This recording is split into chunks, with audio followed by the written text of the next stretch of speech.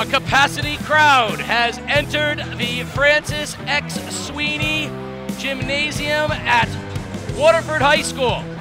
They're anticipating a night filled with stars, hopefully fireworks, and at the very least, a show. And you're watching it unfold on Game Day, live on theday.com.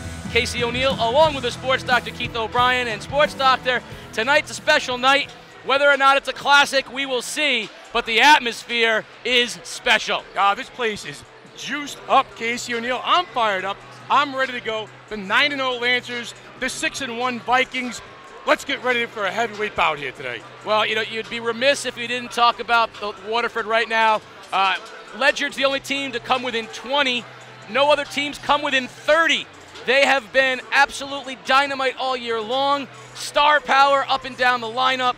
East Lyme, a very, very talented team with a star of their own. This has the makings of a back-and-forth classic. Yeah, you're going to have to score some points to beat Waterford, Casey. They're averaging just over 80 points a ball game, and East Lyme has the goods to do it with their star, Ostrowski. Well, if they're going to do it tonight, East Lyme is going to have to rely more on just one guy. Waterford's one guy, well, he might be Superman. Let's talk about those players to watch. Yeah, sure thing, Casey. The players to watch tonight for Waterford: senior guard, point guard, Mikey Buscetto. He's the heart and soul of this Lancer team.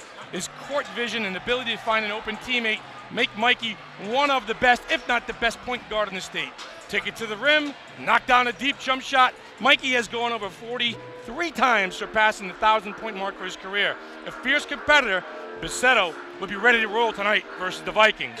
And for East Lyme, Ostrowski. The junior swingman was recognized preseason as one of the top 25 players in the state, and he's lived up to the hype.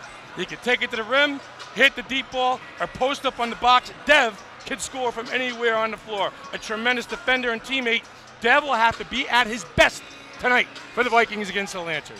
Well, a lot of stories in tonight's game. From a Bronx tale to life with Mikey. Waterford's Omar Rahman's Hollywood story is a tale of two cities. He definitely gets in your face. I heard this kid from the Bronx is coming, so I was like, okay. He's that great defender, on-ball defender. He'll play hard defense, but then, when someone says something to him, he's going to go up another 2 levels that you don't expect. And that energy, he's especially after a dunk, he gets that crowd hyped, and we just feed off that energy. To be honest, I was a little nervous. First game, and he was already getting a technical. I was like, oh Jesus. And then when I saw him play, I was like, all right, he's pretty good. He'll help us out this year. So I was excited. He works hard on both ends of the floor, so he does a lot to help everyone around us become better players. Living in the Bronx, it was tough. I mean, it was dangerous most of the time, but it made me tough. I came here to bring some energy, so yeah, I gotta turn up sometimes. My mom wanted to move, and when she said Waterford, I looked it up on YouTube. I saw Mikey, so I met Mikey my 8th grade year when we was on an AAU trip. I just hit him up. I was like, yo, I'm moving to Waterford. I don't know where to go. And then he was just like, come over. Mikey got that New York swag. I love it, yeah. He always trying to cross somebody and make a fancy pass. Yeah, that's how New York is. So playing with him is just like playing in the Bronx. I met him the first time in the hallway. Came up very polite, very nice. And Coach Bassett, how are you? And I met him, and there was a couple summer league games. So I went to go watch him, and I thought to myself, wow, that's a special defensive player right there. He definitely has that ability to not only be in your face defensively, but then also to really, see what's going on. Someone's got to be on it. I love playing defense. It's that's my main thing. So that's my best attribute. So as long as I do that, we get the W. It don't matter. That's you, Pete. That's you, Pete. He said a low screen. You got to be there. Omar Rahman has brought an added dimension to this Lancer team this year, Casey. Another guard to go along with Mikey Buscetto. Maybe he's that missing piece that Waterford needs not only to win an ECC crown, but to make a run in the state. He's athletic, he's a fierce competitor, can shoot the ball, and he's loving it right now. He's going to need to bring some of that Bronx toughness tonight. I promise you, no one has tried to physically match up with Dev Ostrowski the way that Omar will try to in tonight's ball game. You know, playing in the shadow of two superstars isn't easy. So East Lyme's supporting cast wants to shine a light on their balance. As we get into conference play, everybody knows who Dev is. Dev Ostrowski can score the basketball. He's like well known. It's fun to play beside him. He's just a good player, and he knows he's going to go far in college and stuff. Just to learn from him. Every game is going to be a good game because everyone wants to play against Dev. Dev off the dribble, kicks to Leonard. Leonard. Everybody knows who Dev is. Everybody knows who Luke is. So I know the game plan is going to be to try and take those guys away. So all year we've been talking about balance and not having to rely on deep outside shooting. We need more inside play. Our big thing is rebounding right now. As we do that, our job, then we'll win games. Jacob Peters, 6'4", big guy. Peters says, no way. Our guards have been able to really carry the load of our scoring, but as the season progresses, I really see Jacob's role increasing. Peters to Horner for the lay-in. Our big thing is rebounding. Me and Jacob need to rebound a lot. We need to score some points, get touches down low. TJ Horner's in the same boat, about 6'2", sophomore. If we really wanted to take the next jump, those are two guys that I'm really counting on to bring us there. I like who we are because we're not here. We're here, but we can be here. Kicks, Gannenberger straight away. Three is good. And then J.R. Gannenberger, he helps us to spread the floor because he's a really good outside shooter. And I'm looking for him to kind of be our third scorer on a consistent basis. Consistency. We can't have 3 good games and then lose a bad game. We have to show up every night and every day. I have the utmost confidence that they'll be able to step up and help us to win games. Every team, Casey, needs a few lunch pail guys. Peters, Horner, Gannenberger, they're the guys that do the dirty work for the Stars. Lunch pail guys, Sports Doctor's type. Well, we're almost getting ready to eat, Sports Doctor. The Vikings section's ready to go. We are coming back on the other side. You're watching Game Day live on theday.com. The following is a presentation of The Day.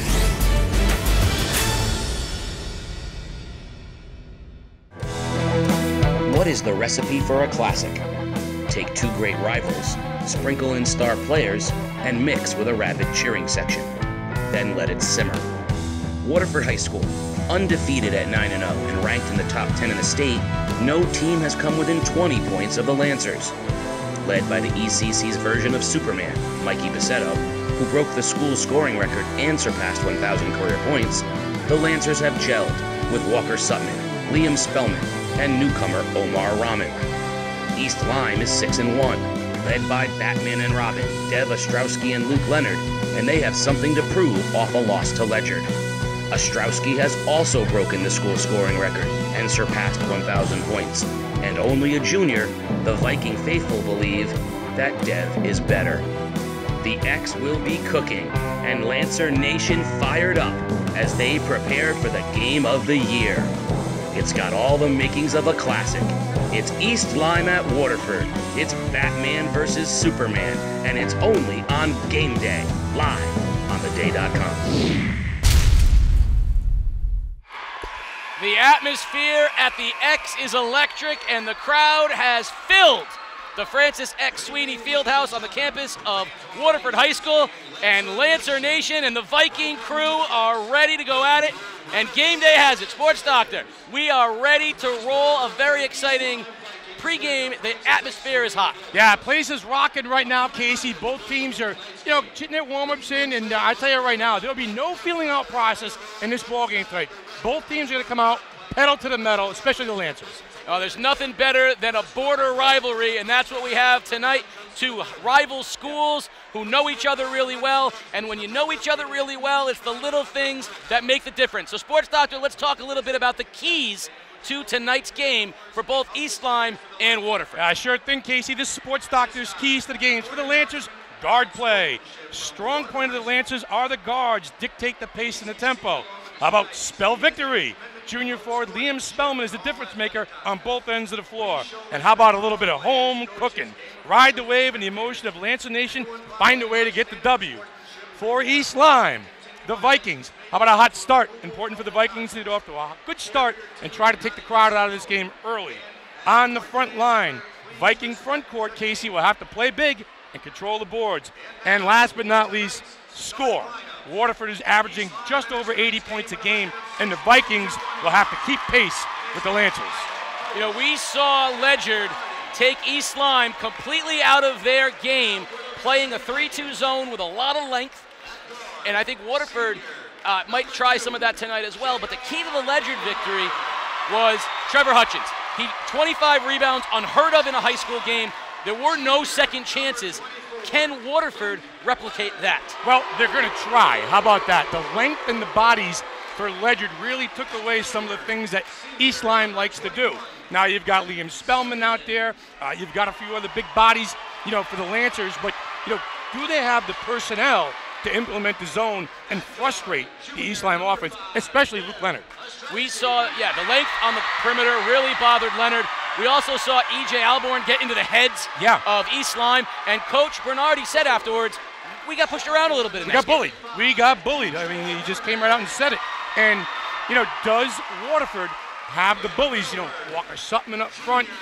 Eager to see some different people rotate in and out. Styles determine fights. Let's see if Waterford has the bodies to dictate the pace. On the other side of things, Waterford offensively, so very dangerous. They can move the ball around the perimeter. They got shooters. They've got ball handlers. They're deadly out in transition basketball.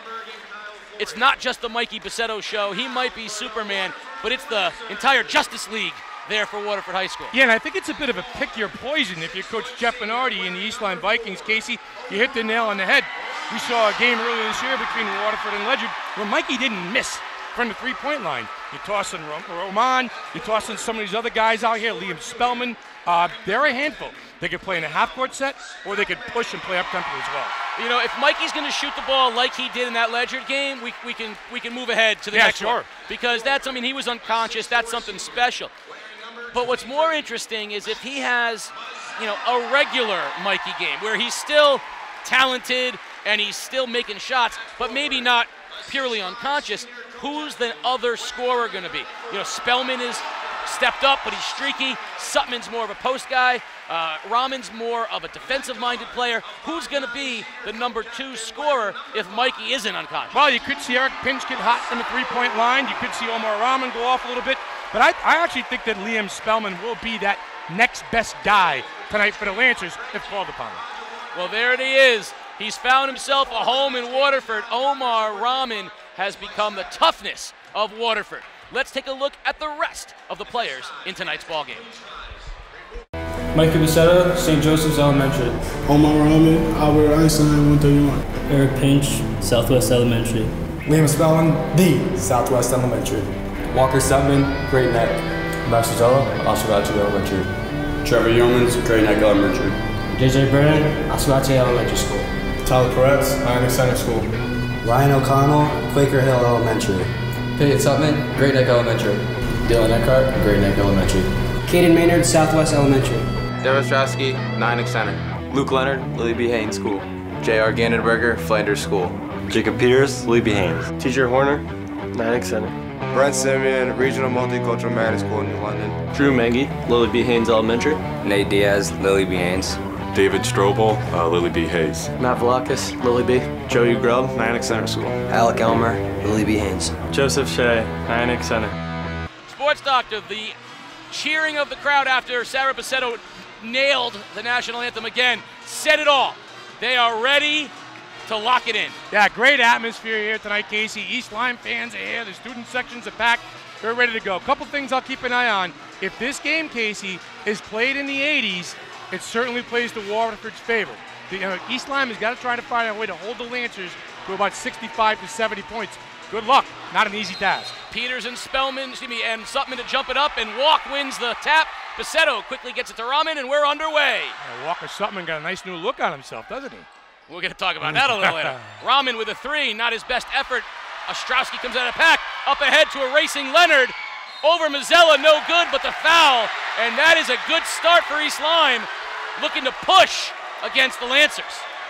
Well, the leak out that time by Leonard, he got it behind the defense, he ran the court, got rewarded. You know, guards that time, maybe Rahman sitting around a little bit watching his missed jump shot. Buscetto not getting back, and you know, East Lyme is not afraid to push the ball when they have the opportunity. And right there, that's already a better start than we saw Leonard get off to against Ledger. He was really confounded, and I think that's a nice opportunity. East Lyme did not get many transition points in their previous 2 games. That's a good effort to get out quick. Yeah, and the best way for a guy to get a feel of the game, Casey, why not from the free throw line, knock a couple down. Buscetto and Ostrowski, there they are, man-to-man. Ostrowski's on Mikey. Baseline, little jumper by Mazzella in the lane. Back iron, no good. Ostrowski with his second rebound. And he's got Rahman on him right away. And here's the matchup we've wanted to see. Dev with Omar Rahman, the defensive specialist, on him. Good matchup there, 2 athletic guards going at it. You see Dev's got all the moves on the offensive end. Peters with a little pull-up J, in and out, and Mazzella with a strong rebound. And Mikey looks to push. Yeah, Max Mazzella, I'm sorry, Casey added a little extra flavor to that team this year. Pull up by Buscetto from 3, no good. Rebound by the diminutive Leonard, and they're gonna push. Mikey tries to jump, no good. Leonard all the way through with the runner, and a strong rebound by Sutman, and a little touch foul will go against East Lyme. You know, Walker Sutman out there handling chairman of the boards. You've got Max Mazzella, football player, adding a little beef, adding a little size to that front line. You know, Liam Spellman up there too. Able bodies for the Lancers, Casey. Now let's just see if they could just, you know, execute the game plan. That foul was on Leonard, his first. High screen, Buscetto tries to dribble through it. Bad choice, Gandenberger up ahead to Dev, and he tries to throw it down with a bad angle, misses it. And Gandenberger quickly tries to step out on Buscetto. Buscetto inside to Sutman. Layup is good. Walk with the finish, and we're tied at 2. And again, the big people who run the floor for the Lancers are going to get rewarded because Buscetto will find you. So just keep doing your thing, keep grinding. You're going to get rewarded. Horner in the lane, no good. Strong rebound by Mazzella, 1 and done. Buscetto handles, tries to go past Ostrowski, drives, runner is good. Oh, Mikey, how'd you get that shot off? A tight window there for Buscetto. Got down low. Looks like East Lyme was trying to pinch him out at the top of the circle. Gandenberger hounded by Buscetto. Leonard flies by Spellman. Runner in the lane, no good. That pull-up didn't go down. Buscetto comes out of the pack. Tries to dribble through. Bad choice, but gets it back. And Spellman tries to tip it out, and Ostrowski comes out of the pack for the Vikings. Kick to Leonard. 3-ball. Well off to Rahman. Gandenberger can't get to it. Buscetto has it instead. Loft upside to Sutman is good. And a quick timeout by Coach Jeff Bernardi. Yeah, what a beautiful pass that time, Buscetto. Finding Sutman on the baseline. And again, the big people who run the floor get rewarded. And I think it's a good timeout early for Coach Bernardi, Casey. He sees the helter-skelter pace, and I don't think he wants his team playing that style of ball. Yeah, you know, it's the one-and-done looks that's part of the problem. Quick shots will be the death of you against Waterford. Because if they get the rebound, and you saw Mazzella and Sutman pull them down, they're off to the races. You've seen the Vikings try to stop the ball. They want to get to Buscetto and not let him get any momentum, but it doesn't matter because he's just so good vision-wise and with the basketball. Yeah, they trust their ball handlers. You know, both Rahman and Buscetto. I don't think Coach is too concerned about the turnovers for Waterford. You know, they're a volume team. They score in volumes. He'll sacrifice a turnover or two for an attempt to get 2 points at the rim. Pinch into the ball game. Mazzella comes out. A couple of good rebounds by Mazzella. Now Ostrowski. Pinch hounding Leonard. So now it's tough man-to-man on both Leonard and Ostrowski. Buscetto steps in front of the pass, but Rahman loses it out of bounds. Ill-advised pass that time, right into Buscetto's hands, but Rahman couldn't handle the rebound. Yeah, straight man-to-man that time by Waterford. A little denial of the ball between Buscetto and Ostrowski. Try and keep the ball out of his hands. Pinch. Jumps ahead of Leonard, a little lazy, and the layup puts the Lancers up 6. I think Leonard's at fault that time. He was lazy with the ball, didn't come to that pass. A little full court here, man, picked up by the Lancers. And Rahman intercepts, knocks it ahead. Pinch beats everybody, the layup, no good, but flying ahead Spellman, and he can't bring it. And then Leonard's going to get fouled by Spellman. But right now, quite frankly, The Lancers are outworking the Vikings. Yep, creating turnovers, Casey, jumping into passing lanes, 50-50 balls, everything going Waterford's way. Listen, you saw a flash of it with East Lyme. Initial possession of the game, Luke Leonard got himself a look at the rim on a leak out, but it's been all Waterford since. Pinch really stepping out. Very good on-ball defender. Leonard's with him. Gandenberger hasn't gotten a shot off. And Ostrowski takes it to the rim, pulls up, finds Horner underneath, back to Gandenberger, pump fakes, pulls up a three, short. Spellman, touchdown pass, intercepted by Ostrowski. Yeah, Dev can't be so unselfish this early in the ballgame. When he's got to look there from about 15 feet, rise up and try and knock it down. Rises up, three-pointer, in and out. Peters mistimed the leap, and Spellman comes down with a rebound. Yeah, I like the shot, though. I like the shot. Get himself into the flow of the game, get himself moving. I don't have a problem if he shot that ball for the town hall. Just get him involved. Dev tries to pick Buscetto's pocket and does, but can't keep the ball. Now it's loose. Sutman to pinch. And we'll reset. Gandenberger knocks into pinch, no call. Buscetto pull-up J is true. Again, the rise up, smooth jump shot. Mikey Buscetto, 4 points. A 10-0 run here by the Lancers. Leonard squares up for three. No good, side rim, one and done again. Spellman rips it down. Buscetto in transition, all the way to the basket, scoop shot. No good, offensive foul. Referee Greg Keith says, going the other way, and we got ourselves a veteran crew tonight. Roger Warner, Dan Kalis, and Greg Keith. Greg Keith, who was doing 5th grade travel basketball on Saturday. And Dan Kalis out there as well. Nice job that time by Luke Leonard, staying home. He's small, Casey, but he's tough. Now, Viking crowd chanting, you can't do that. Well, what you can't do is keep going one and done on the offensive end. You got to find a way to make a basket here. A nice job by Pinch, doing a great job on Leonard, harassing him and then picking up the offensive foul there. Gonna call that one on Horner on a screen. A man-to-man defense, Casey, making East Lyme very, very uncomfortable in the offensive end. Buscetto with Ostrowski on him. They swing it around. Pinch now into the corner. Rahman, baseline drive is good. Strong move by Omar Rahman, and he waves at the East Lyme crowd. To the cup, to the tin. The finish. I like it. Ostrowski crossover, goes all the way to the basket. Tries to sling it to Peters, no good. We're on the floor. Scrum down there.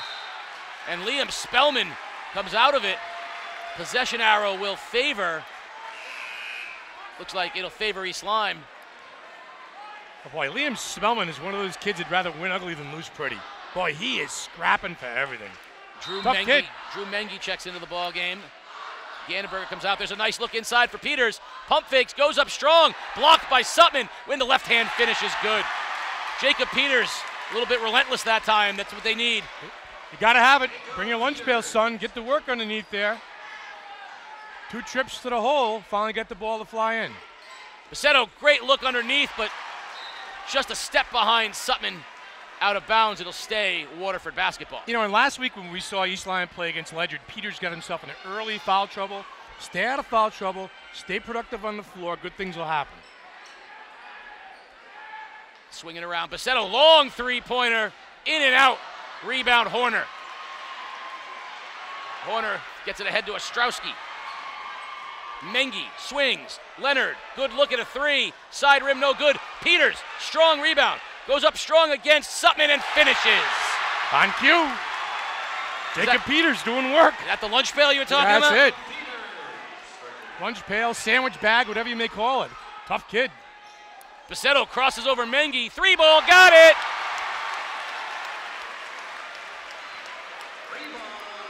Boy, he can score in bunches, and he's not afraid to pull up from the parking lot. Tough kid. Dev crosses over, and he'll get on the arm. I think they're going to get Buscetto on the arm that time. And of course, Mike's got his hands up. It's his second foul. It's his second foul, and he's looking right at Coach Bassett going, I won't foul, Coach. I won't foul. I won't foul, Coach. Yeah. But he's going to take a seat, and we're going to get our first look at Trevor Yeomans coming into the ballgame. Yeah, played well. Trevor Yeomans has done good work. senior forward, Coach Bassett. Good role player for this Lancer team. Dev hounded, pulls into the lane, little floater with the left hand is good. That's a nice move by Ostrowski. Yeah, most assertive move of the game by Ostrowski was going to get to the rim no matter what. Inside, Yeomans loses the ball after a good look from Rahman. Mengi comes out with it. Now Leonard breaks the pressure ahead to Ostrowski. He pulls up just inside the foul line and knocks it down. Dev's starting to heat up a little bit. Yeah, see, I like the body control there by Dev, too. He doesn't have to force that ball to the rim. Rise up, knock it down from 8 feet. Good quality shot that time by the Viking swingman. You don't need to force everything to the rim. If the defense is going to give you that little jumper, take it. Spellman pulls up, in and out, and a rebound by Leonard. 40 seconds, they get it into Ostrowski's hand. Now Leonard drives the lane. Little scoop left-hander, no good. Rebound by Mazzella, and they'll push. Rahman does not have numbers, goes in anyway, and he's going to draw the foul. A little bit aggressive by Rahman, but it pays dividends.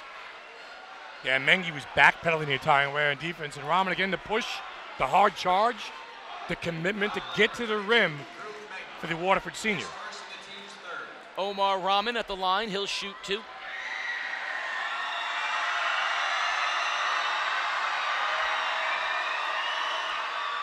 Waterford shooting at about 72% from the line as a team this season. That's pretty good for high school basketball, I would say. Absolutely. Rahman gets one more. There's no way if I was in high school that his nickname wouldn't be Noodles. There's just no way. One more for Rahman. In and out. But a strong hustle rebound by Mazzella. Up top pinch. He wanted to shoot it, but he'll set it back, and Waterford with a chance to take, at the minimum, a 6-point lead into the end of the quarter. Spread the floor a little bit. Take your time. Try to get a matchup at the rim. There's Rahman. Misses the finish, but Mazzella's there. He can't finish. Ball goes out of bounds. It's going to stay Waterford ball with 5 seconds left. 2 great looks. Rahman got strong to the basket, and Mazzella there as well, and they just couldn't finish. Yeah, they got what they wanted. They spread the floor. They got Rahman going to the rim. Mazzella was there, couldn't convert. Keep an eye here. Peters, very important to stay home. Don't want to give up a basket underneath at the end of the quarter. Pinch. Spellman fakes the 3, pulls up just inside. Back iron, no good. Tap is up, no good. Another tap is no good. Waterford is winning the rebound war and the game. 16-10 Lancers at the end of 1. You're watching Game Day live on theday.com. Hi, my name's Erica Moser. I've been a reporter at The Day since June of 2017. I have been doing pretty much all my reporting the past few weeks via phone and email from my apartment in Westerly. The only time that I did any interviews in person was one day when I went to a few grocery stores to speak with some managers and employees. Some articles that I've written recently have been about the unique challenges of distance learning when it comes to special education. I talked to some college students for another article about how they're holding up. I've also been sorting through the dozens of reader questions we've gotten to put together some Q&As. And for us right now, I think what's tough is that, you know, we're a business like any other business and need revenue to survive. And we've just found that advertising revenue has just gone down a lot because a lot of the advertisers, whether it's a small business or a large business, are closed and understandably trying to cut costs while they don't have their own revenue coming in.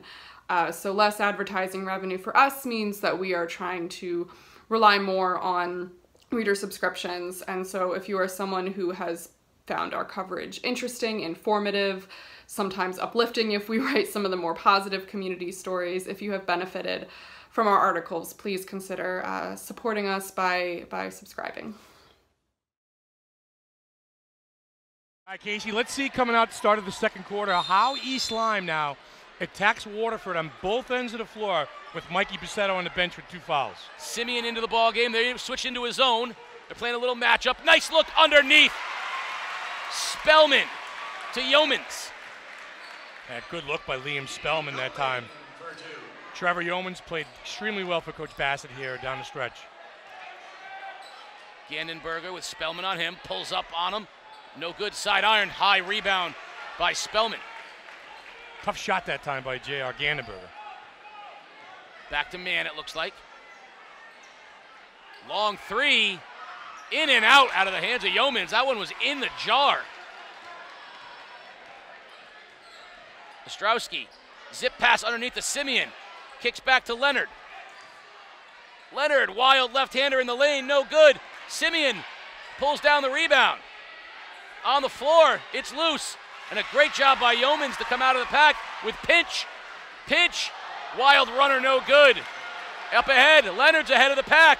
Gandenberger finds him, but he was too far under the basket. Now he needs help. We're gonna get a timeout. 3-second call. 3-second call. He couldn't get the timeout in time. What a missed opportunity for East Lyme. Yep. Luke Leonard got himself caught underneath the rim, picked up his dribble, and was in no man's land. It was a 1-on-none, and then it was a 1-on-3. Ostrowski's on Rahman now, and we're going to get a touch foul on the perimeter against Ostrowski. Well, I think you see Omar Rahman is not afraid to take it to Dev on the perimeter. Try and get his head, shoulder square, and go to the rim. Rahman's fast. I mean, Dev's going to have to work to keep up with him. Much more physical with the ball than Buscetto. Different kind of ball handler. He is very quick, but he's also very, very big. And the one thing you noticed about Omar Rahman, he doesn't waste his movements. He's going to the rim. Tries with a purpose. Pinch with a little bit of nifty ball work, loses it out of bounds. It'll stay Lancer ball. And like guys who make a commitment to get to the rim, stick their head down, make something happen, don't waste time on the perimeter. Omar Rahman is that kid for the Lancers. Spellman drives, wide open left-hander, can't finish. Again, though, they lose the rebound. Spellman has his pocket picked, and Leonard comes out of the pack now. He'll get it back to the center of the court. Yeah, Luke Leonard's got to find a way to get himself going a little bit in this ball game. 2 early free throws, has been shut out since. And we're going to get a foul on Rahman that time as he treated the Leonard screen like a linebacker treats a fullback's block.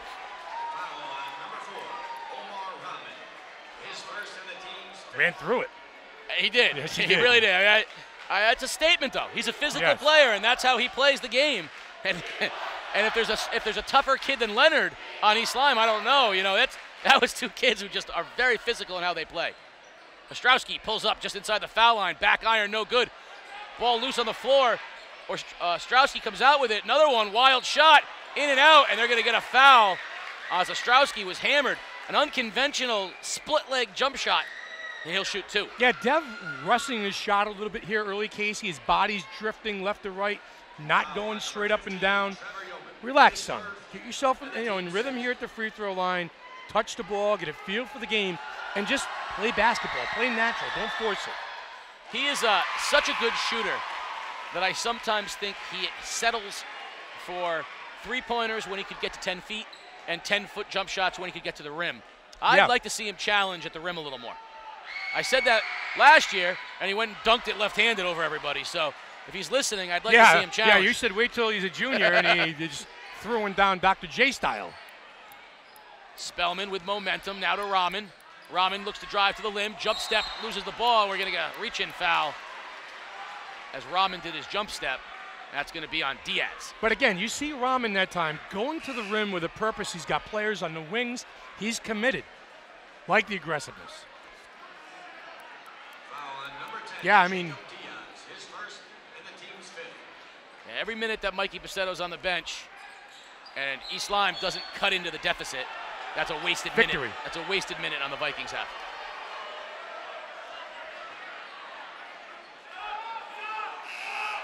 J.J. Brennan checking into the ball game, the junior guard. That last name's familiar. It's because his sister Mia was a standout player here for the Lancers. She's here. She could be the best shooter in the building. She could be the best shooter in the building. Off a screen, he's got Diaz hounding him. Goes right past Diaz. Quick into the game. Welcome to the game, young man. Follow up by Yeomans is good. Didn't waste Brennan long to get a shot. No. Just like his dad. You have arms, we'll shoot. Gandenberger, wide open 3. Got to knock that down, and he does. Yeah, good look that time by J.R. Gandenberger. The drive and the kick. The guy was open on the wing. 3 for number 2. Hanging around, down 6 now. Hanging around. Kick out, Brennan 3, no good. Weak side rebound. Yeomans, up top it goes to Rahman with the left hand. And we're going to get an offensive foul against Rahman, and that's going to be his second foul. Yeah, good call that time by Dan Kalis. Rahman kind of went in there, with a head of steam, a little out of control. He'll come out of the game with his second foul, so both Waterford starting guards on the bench with 2. I don't know if he plays football, but I'd like to see him run the football, and he'd be running over the top of you. Put him an eye back. Oh, man. Pinch reaches in, and we're going to get a foul on Pinch, and that's going to put Ostrowski at the line as Waterford is up over the bonus. They're at their 8th team foul already. It's 3 points if you can knock him down. Clock's not moving, and it's 3 points. Free throw. Yeah, see how not long. A foul shot. You got to stop trying to make that a thing. That's so 2017 Sports.com. We got to see how long before Mikey Buscetto comes back in the game. That's really what we're interested in right now. First one is good.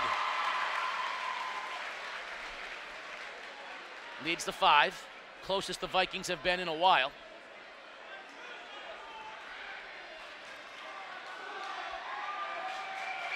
And the second one is good. Spellman's going to get back into the ball game. He's going to get Yeomans out of there. Nice work by Trevor Yeomans while he was in the game. Lead is 4. Right now, East Lyme is keeping this game points-wise at a comfortable number. Hanging around, making plays. Pinch, drives, scoops, no good. Sutman comes in, strong rebound, but out of bounds off of him. It will be East Lyme ball. Walked one up high and came down with it, but couldn't hold on.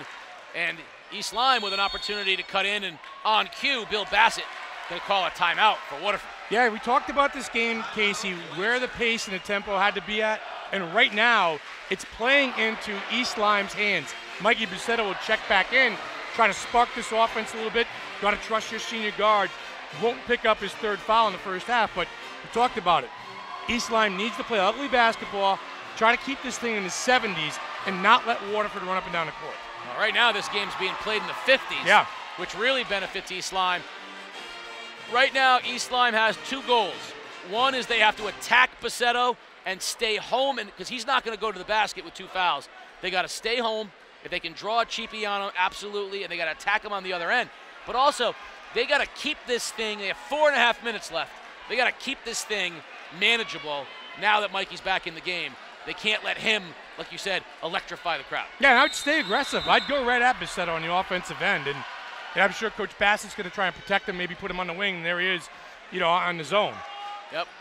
Looks like Waterford going to a matchup zone now. Little length up top with Liam Spellman. Size in the back with Sutman and Mazzella. Baseline, Horner to Peters, spins. Little floater off the backboard is good. Big basket and work from Jacob Peters. Yep. You couldn't do that against Ledyard because Trevor Hutchins was back there. That's a way to break that zone. East Lyme did not do it well. That was a nice effort. Yeah, and a big difference staying on the floor. He's not in foul trouble. And you see Dev picking the pocket of Mikey. Got to be careful there. Flips. Oh, Dev, from your shoelaces. Tie ball game here. Ostrowski making offense out of defense. Buscetto to a cutting pinch. Out on the perimeter to Buscetto again. Off a screen, they double him. He splits the defense, and we're going to get a block on Horner as Mikey tried to split him. He tripped over the sophomore Horner's feet, and we'll get Simeon back into the ballgame. 9-0 run here by the Vikings has got this game tied up with 3.5 to go in the first half. Buscetto will inbound. Trying to free up a cutter. Not much there. Swings it out. Back he gets. Pump fakes. Drives to the basket. Draws contact. Coach Bernardi wants a charge. You see him in the background there, but he's not going to get it. You're not going to get that call right there. Peters kind of hammered him on the baseline. Buscetto aggressive. Get to the rim off an inbounds play. 2 shots. I like that foul by Peters, though. He did not. Yeah. He did not stand. He did not back off. He was going to not let Buscetto score the basket. Put him at the line. But that's a physical foul that East Lyme needed. Stand their ground foul. Yeah, not on my watch type of foul. Lunch pail foul, we couldn't call it. We're going to use that term all game to describe Peters. Well, he keeps playing like that. I'll buy him a lunchbox. Rebound is loose, out of bounds. Ostrowski tries to come down with it. We're going to get a foul. We're going to say step on the line. We're going to say Ostrowski was on the line. Waterford will have the ball and a 1-point lead. Buscetto's got to be careful over there. He's got 2 fouls, and the reaching and the grabbing and the jockeying for his position could lead to his third. Senior guard, got to use your head, got to play smart. Buscetto gets a screen from Sutman, pulls up, tries to find a cutting Sutman, threw it behind him. And that's one of those times where Mikey needs to shoot the basketball. You had a free Plain look, and simple. knock it down. Yeah, knock it down, plain and simple. The tough two, as Mike DeMar would call it. The 12-foot jump shot. Back in the matchup zone, Spellman up top with the length for Waterford. Pinch and Buscetto on the wings. East Lyme's going to change up how they do this. Now comes the trap from Pinch. Leonard splits it and finds a cutting Gandenberger, but they're going to get a reach-in foul on Pinch or Spellman. Either one of them, it's going to be their second foul. That one's going to be on Pinch with the push.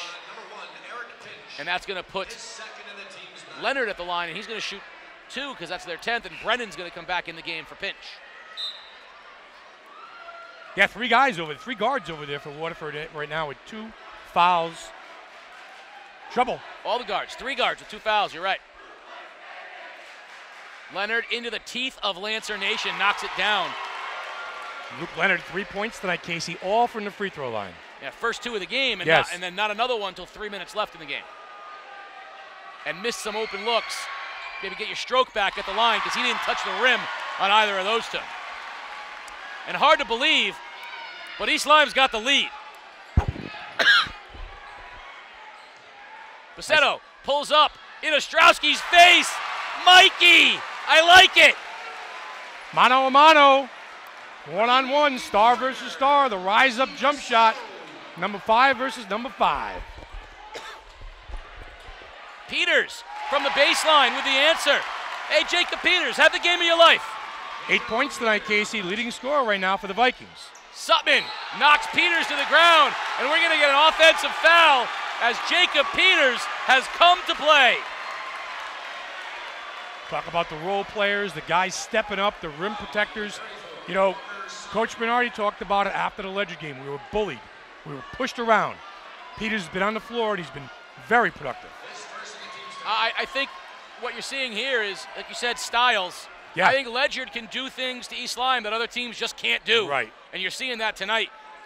In the corner, Gandenberger, cross court, Leonard. Inside, Simeon on the high post. Kicks it back. Ostrowski, long 3. Side of the rim, no good. Mazzella with the rebound. Buscetto up ahead. With the right hand. Stripped by Leonard. Leonard with 1-on-2. Brennan with a hustle strip from Leonard up behind.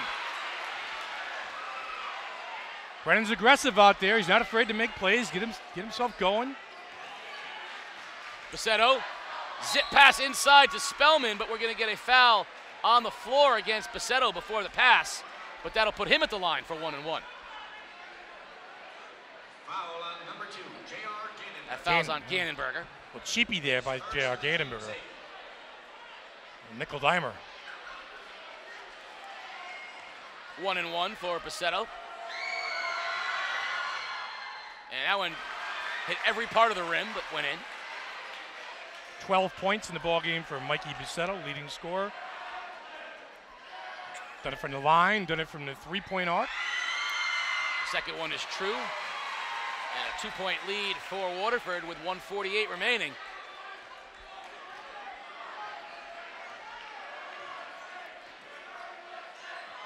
Much better ball movement by the Vikings. Simeon swings it underneath the Peters, puts the ball on the floor, gets Spellman in with Sutman in the air and finishes. Yeah, nice job by Jacob Peters. Just showing you a little bit of everything tonight. The little up fake, the little dipsy-do. He's delivering tonight for Coach Bernardi. Buscetto with the fancy footwork decides to dish it out. Spellman pulls up, back iron, no good. There's a hustle rebound from Brennan. He's trapped. Ball loose. Ostrowski out of the pack. Watch out. Showtime. Oh, basket and the foul. Watch out. Number 5 coming down the lane on the break. To hoop, to harm, to finish. Chance for the biggest lead of the game for East Lyme. And a second foul on Mazzella. We'll see Yeomans get back into the ball game. I'll tell you, J.J. Brennan thought he was going to be the starting 2 guard on this team this year. Yeah. And then Omar Rahman came to town. It changed the dynamic of the team. I love the energy that he has brought into this game. That hustle steal, good energy on the offensive end. Next year, big year for him. Yeah, he's aggressive, Casey. He's a playmaker. He's got it in his blood, you know. He's not afraid. Under a minute. Yeomans, Buscetto pulls up off of his screen, knocks it down. Smooth jump shot. Mikey Buscetto. Boy, he can rise up and hit it, can he? Nice rhythm and tempo. Gannenberger and Leonard. East Lyme going to be very deliberate. Gannenberger pull-up three-pointer is good. J.R. Gannenberger has given the Vikings a 4-point lead. High screen, and Simeon jumps out on Buscetto. That'll send Buscetto to the line to shoot 1-1. As Simeon tried to jump, they're not going to get Buscetto have any momentum. And that's going to put Mikey at the line. Try to cut into this improbable 4-point East Lyme lead. Feels like just a minute ago it was a 10-point Waterford lead. Since then, the Vikings have really had balance across the board. Buscetto knocks the first one down. Whether it's Gannenberger's threes or the work underneath from Peters, the balance right now of East Lyme as Buscetto makes both. It's a 2-point game, and East Lyme is going to be very comfortable taking this last shot and going into halftime no worse than ahead by a bucket. Brennan looks to trap Leonard. Swings the ball around. In the corner it goes. Gannenberger pulls up three. Back iron, no good. High in the air. Ball loose. Simeon had it, loses it, and that will take us to halftime. And East Lyme somehow has a 2-point lead at halftime here at the X. And the sports doctor is going to talk with head coach Jeff Bernardi. Sports doctor. Coach, are you happy with the toughness your team showed in the first half? Yeah, absolutely. Our message was, we've been in dogfights all year. Waterford's such a good team, they haven't experienced that. This is our 4th or 5th dogfight this year, so we're very comfortable right now. All right, now what's the adjustment? They were in foul trouble a little bit. You stick to your game plan going in the second half. Yeah, I mean, we might make a couple small things. We got to do a better ball screens. But, you know, we were really jacked up to start this game. Didn't get off to a great start. The last 10 minutes, I thought we really dictated the tempo, and we got to keep that up. What's the message you have? Keep doing what we're doing. All right, good luck in the second half, Coach. All right. Toughness, Casey, brought tonight by the East Lyme Vikings here at Lancer Nation. We are at halftime, and Lancer Nation's a bit stunned right now. They trail 32-30. You are watching Game Day live on theday.com. Gannenberger to inbound for the Vikings. He gets it up to Ostrowski, and here we go in the second half. Ostrowski crosses over, kicks in the corner. Gannenberger, spot up three, is good. J.R. Gannenberger starts the second half with a three from the corner. Driving the kick and a dive to the corner by Gannenberger, and then you see Peters, again, lunch pail, bringing it. Ostrowski, Gannenberger, give it to the hot guy, three-pointer, got it! J.R. Gannenberger's feeling it. Never mind East Lyme taking the punch. How about they give the punch to start the second half? Waterford in a spot they have not been in this year. They're down 8 in the second half. I mean, obviously, Coach Bernardi talked about spacing on the floor. Buscetto misses the three. Leonard comes out of the pack. Give it back to Gannenberger. Now, nice job that time by Sutman. Tough pass, cross court. Ostrowski wants a three. That one's no good, and Spellman rebounds. He's still drifting a little bit in his jump shot. He's not going straight up and down with it. Oh, Buscetto got hammered. No foul. Tied up on the floor. Possession arrow is going to favor Waterford, but Buscetto got hammered that time. They said he drew the contact, so a little surprise there. No whistle. No whistle, no blood, no foul. Buscetto to inbound. Looks for a cutter, instead goes up top to Rahman. Rahman drives. Little layup is good. Omar Rahman with a nice finish, and he's in J.R. Gannenberger's ear. Yeah, a little JoJo White there by Omar Rahman. Rest in peace, JoJo White. Great move. I like the style and the pizzazz. Now they got Rahman out on Ostrowski, and now we're going to see Ostrowski drive to the basket, pull up jumper, back iron. That's two very ugly shots out of the half for Ostrowski. Yeah, not smooth on his jump shot, feet out of sorts. Oh, and Peters put Buscetto's shot into Lancer Nation. Jacob Peters 55 Mutombo style into Lancer Nation. Nice cut. Ramen with a finish on a great look from Buscetto. Take that. 4 points. 2 quick baskets. And we're going to get Greg Keith wants to have a conversation. Delay game, I think, on number 5. He says it with a smile, too. Like come on, Mikey. Hey, delay game. Delay game warning on Waterford. Play clock got down to 0. They should have called the timeout. Yeah, talk about Dev on the offensive end for a minute. He is drifting on his jump shots, Casey. Not going straight up and down. Oh, I like the stutter step. Left hand, can't finish. Strong rebound, Mazzella. I like Ostrowski's effort that time to get to the basket. That's what we need to see more of. Mikey on the other side feeds Ramen. 1 extra step. Turnover goes to the Vikings. Ramen's got 1 speed out there. Gets the ball, and he heads to the rim. Good basketball right there. Yeah, no wasted movements. Leonard behind the back, pulls up from the foul line. Front rim, no good. Strong rebound, Spellman. That was a good look. Leonard's got to knock it down. Other end, Buscetto pushes, stutter steps. Floater in the lane is good. Silky smooth from Mikey. 19 points unofficially right now for Buscetto, leading scorer in the ball game. Talked about him possibly getting about 25, 30. Leonard all the way to the basket, tries to draw contact, no call. As Sutman went straight up, Buscetto on the other end finds a zip pass to Ramen for the finish. 8-0 run, and we're tied up.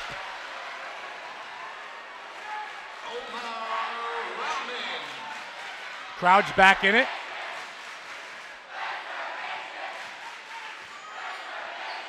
Ostrowski gets a screen. Double goes screen. Left hand, pulls it up inside. Short. Right now, Dev's not feeling it. You got to get the ball in Gannenberger's hands right now. Up ahead, Buscetto to Sutman. Out to Ramen. Swing. Buscetto drives. Right-hander's good. And the Lancers are back on top too, and Coach Bernardi wants to talk about it. Good timeout. They've been struggling in the half-court set on the offensive end the last 3 or 4 trips, Casey. And right now, Dev is in no rhythm, and he's forcing his jump shot. I mean, to sum it up, Dev's missed his last 4 shots. Mikey's made his last 4 shots. There's your run right there. Dev's got looks, but just hasn't knocked it down. Looks uncomfortable in these jump shots. Came out to start the second half, and what they were doing is finding Gannenberger in the corner, and he was knocking him down. Lancerville is fired up tonight. Lancer Nation is ready to go. Now, those kids have exams tomorrow. Clearly, all the studying has been done. Lancer Nation was ready for tonight's game because you circled this one on the calendar a long time ago. Exams, good old days. Did they have exams at Wheeler? Yeah, a couple. IQ tests, exams. Sports doctor was a known, you were an exam helper? Did you sit out there at the little table? Exam. Oh, I need help, all right. Ostrowski, Ramen's on him, high screen. See Gannenberger dive into the corner, Casey, looking for that feed. Leonard. Nothing there, and it'll reset with Ostrowski. Good job by Buscetto that time, following Gannenberger on D. That time, Ostrowski, another good look. Can't knock it down, and we're going to get a foul. Looks like Leonard going to the basket for the rebound. And get Peters that time for the reach-in. It was a good open look that time by Dev. Got to knock that down. Clean look. That's the shot you want. Your star rising up from about 10 feet. Body's drifted on his jump shot tonight. He is out of rhythm, folks. It happens. Happens to be on the golf course every once in a while, too. Mikey in the corner. Ramen crosses over Leonard. Kicks it out. Spellman fakes the 3. A little slide step. That's a travel. Yeah, and you know, I'm going to credit Luke Leonard for that turnover. He played great defense that time, staying in front of Ramen. Ramen tried to shake him with the crossover. Luke wasn't having any part of that.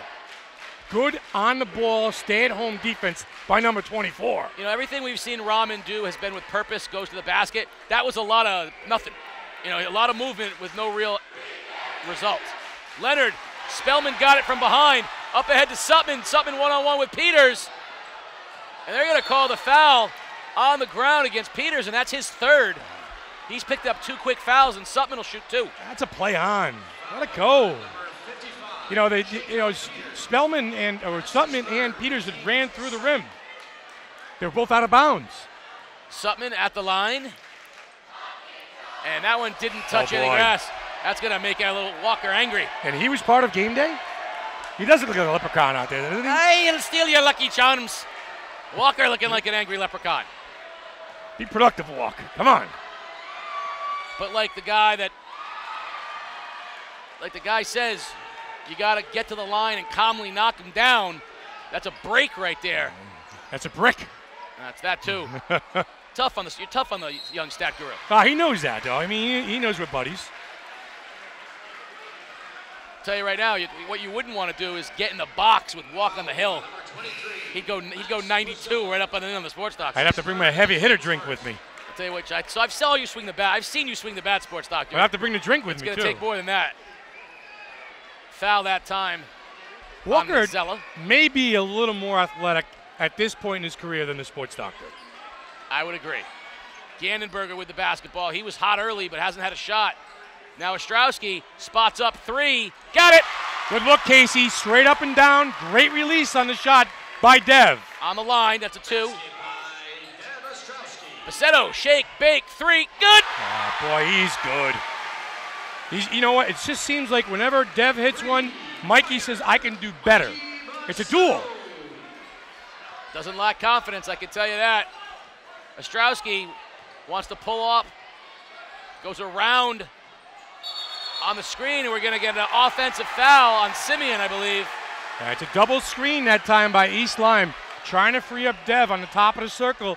Simeon got a little too rambunctious setting that screen. Mikey is going to try to drain a 3 right now because that's what he sees dagger right now. Up 3, watch him come off the screen. He's going to try to do something special. Zips it to Sutman, puts it on the floor, cuts to the basket. Basket is good, and the foul. And Walk says, take that, sports doctor. I'll be productive. Walker Sutman. He's been one of the special ones to watch over the last 3 or 4 years here at Waterford, Casey. Not only in the basketball court, but I don't know if you know this or not, kid's a pretty good baseball player as well. I believe I just mentioned him shoving a 90-mile-an-hour fastball into your chin. Yeah. And he knocked down that one, and now we got just like that, a 6-point lead for Waterford. Great job by Waterford, extending the defense, not letting Dev get free up on top of the circle. 16-2 run here by the Lancers. Casey had them up 6. Gannenberger with a floater, no good. Out of the pack comes Buscetto. Zip pass to Sutman. Strong to the basket, can't finish. And Leonard comes out of the pack. No numbers. Slow down. Gets it to Gannenberger. Long 3. Oh, my! Number 2 for 3. Other end, Leonard comes out of it. 2-on-2, gets it to Ostrowski. Nice pass. Back to Leonard, to a cutting Horner in the lane is good. And look at this, Casey. The lunch pails have gotten East Lyme back in his ballgame. A little 5-0 run themselves. 4 3-pointers in the game for J.R. Gannenberger. Talk about the missing piece. Who's going to step up and knock some shots down? J.R. says, I got your back, coach. Well, he just got a foul that time, reaching in on Spellman. That's his second foul. Team's 5th. 5 fouls for East Lyme here in the second half. Only 1 for Waterford. Kind of a reverse of what we saw in the first half. Double screen by East Lyme. Mikey pulls up instead, kicks it to him. That was Dev, great help defense. Rahman with a floater. No good, everyone's crashing. Spellman, Buscetto, front rim. Sutman with a strong rebound. Attaboy, Walk. And this is bad right now. We got Rahman on the floor. I think he rolled the ankle. That's no good. And with Peters out of the ball game, East Lyme really undersized and struggling to rebound. Yeah, it's a good point. Horner trying to shoulder the load a little bit. Waterford with a couple of, second chance opportunities on the offensive end. Good work being done by Walker Sutman and by Liam Spellman. Now, while they work on Omar Rahman, 46-45, Waterford with the 1-point lead on a back-and-forth game here. We have seen both teams go on run after run. Mikey Buscetto on his back once in a while, but East Lyme, it's really been about Peters in the first half, Gandenberger in the second half to offset Dev Ostrowski, and it kept them in the ballgame. Yeah, and I think that there's a little 10-0 run by Dev Ostrowski in him. He is just missing his shots to the left and to the right. Jump shooter's got to go straight up and down. He is drifting Casey, which is causing him to miss. Yeah, I think that's a really good observation, Sports Doctor. Dev did not seem as comfortable in his shots. And there's a obviously in pain Omar Rahman heading to the bench for Waterford, so Eric Pinch is going to have to come up with some minutes here like he did in the first half. Yeah, coach has got a lot of trust in his star, though, Casey, in number 5. Keep shooting it. They're going to fall. Stay, moving forward, stay productive. Keep encouraging him to shoot, because the last thing you want to see him is not shoot the basketball. Well, let's see how Jeff Bernardi alters his defense now to key on Buscetto.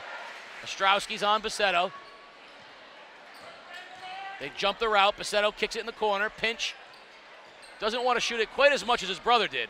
They are hedging every screen when Buscetto's running that on the high post.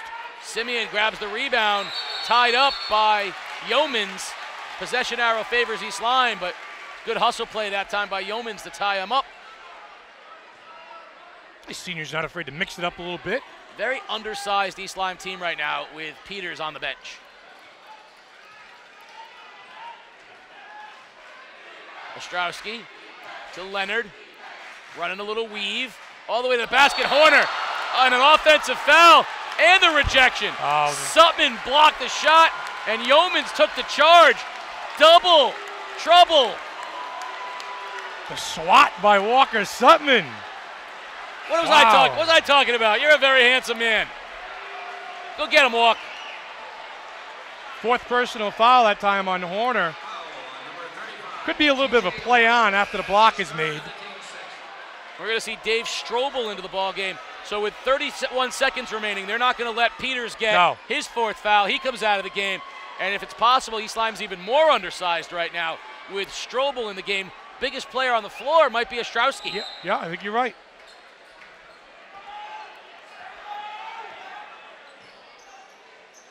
Oh, Mikey with a little razzle-dazzle, pull up, in and out. Rebound by Strobel, and we're going to get an offensive foul. Dave Strobel says, okay, no problem, coach. I'll pick you up, and then we'll do a little offense-defense switch right now as Peters will check in. And Strobel will come out. I'd say that's about as productive of 30 seconds as you could have asked for from Strobel. Come in the game, grab a rebound. Now the Vikings can set up for a last shot. Yeah, nice job by Coach Bernardi protecting his player. Didn't want to pick up his cheap 4th foul going into the 4th quarter. See, Gandenberger goes right down into the corner. Buscetto immediately aware of where he is. Back to the matchup zone. Spellman on Leonard. Look for the high screen here to free up Dev. A little grab by Pinch, trying to slow down Ostrowski. Dev's got it, under 5. Looking for a screen. This is going to be a long 3-pointer by Ostrowski. Pulls up from the parking lot. Short rim, and we are at the end of 3.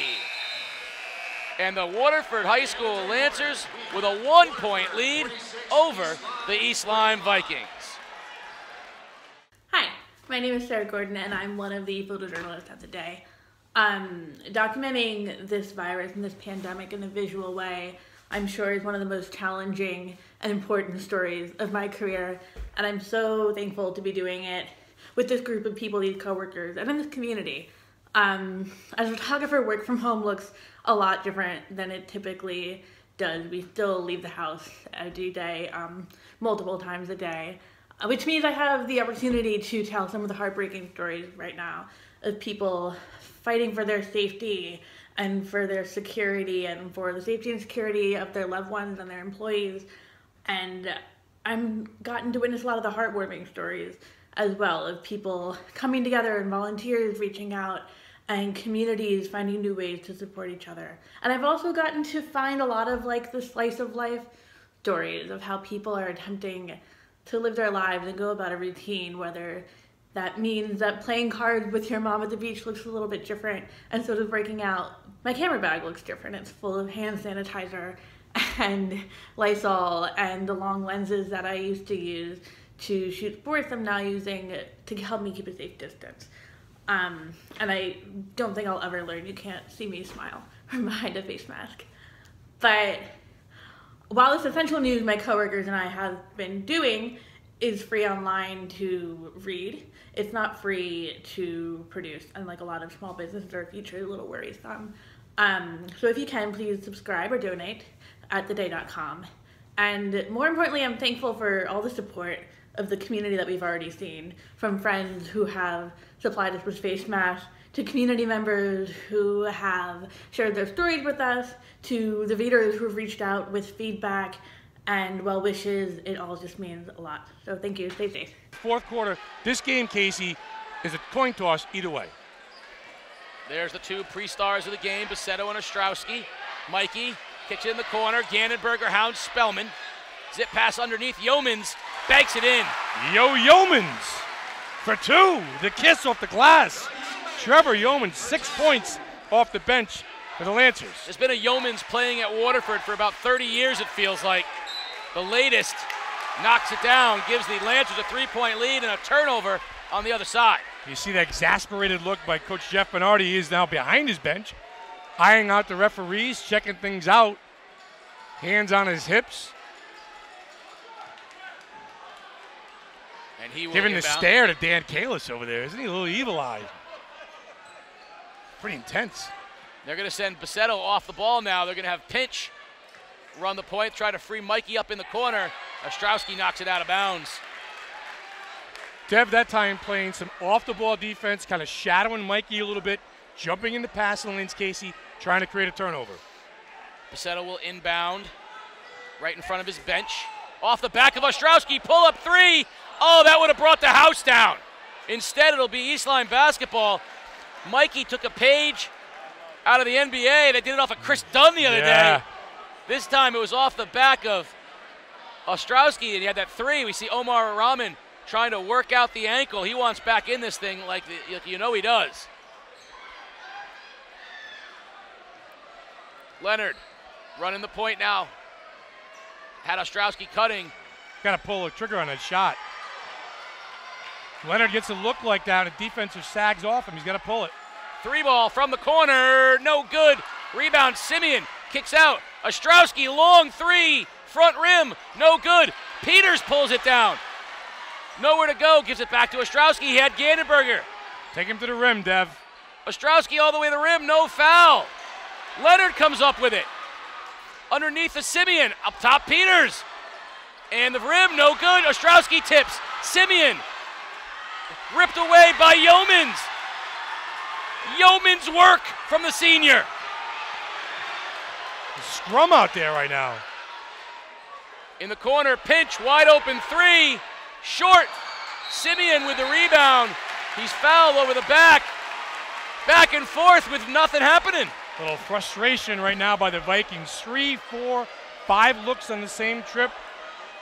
Can't get the basket to fall. Just keep working. Stay patient. Boy, Dev Ostrowski's not afraid to shoot the ball from Supreme Pizza, isn't he? He shot that one from about as far out as you could probably do without it looking like it's a, three-quarter shot.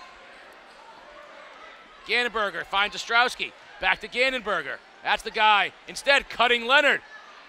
Peters. And he's fouled by Spellman. Spellman doesn't think so. I like this set, though, from East Lyme.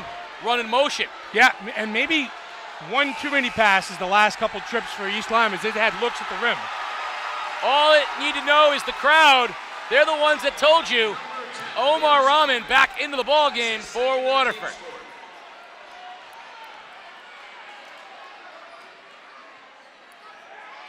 Up top, Leonard. Hounded. Lancers turning up the defensive pressure. Yeah, a couple times Luke Leonard tonight's got himself in trouble by picking up his dribble. Keep your dribble alive, make something happen out there. Coach Bernardi barking out a play. Spread the floor, find a guy in the corner. Rahman on Gannenberger. And a bad pass by Gannenberger to Ostrowski.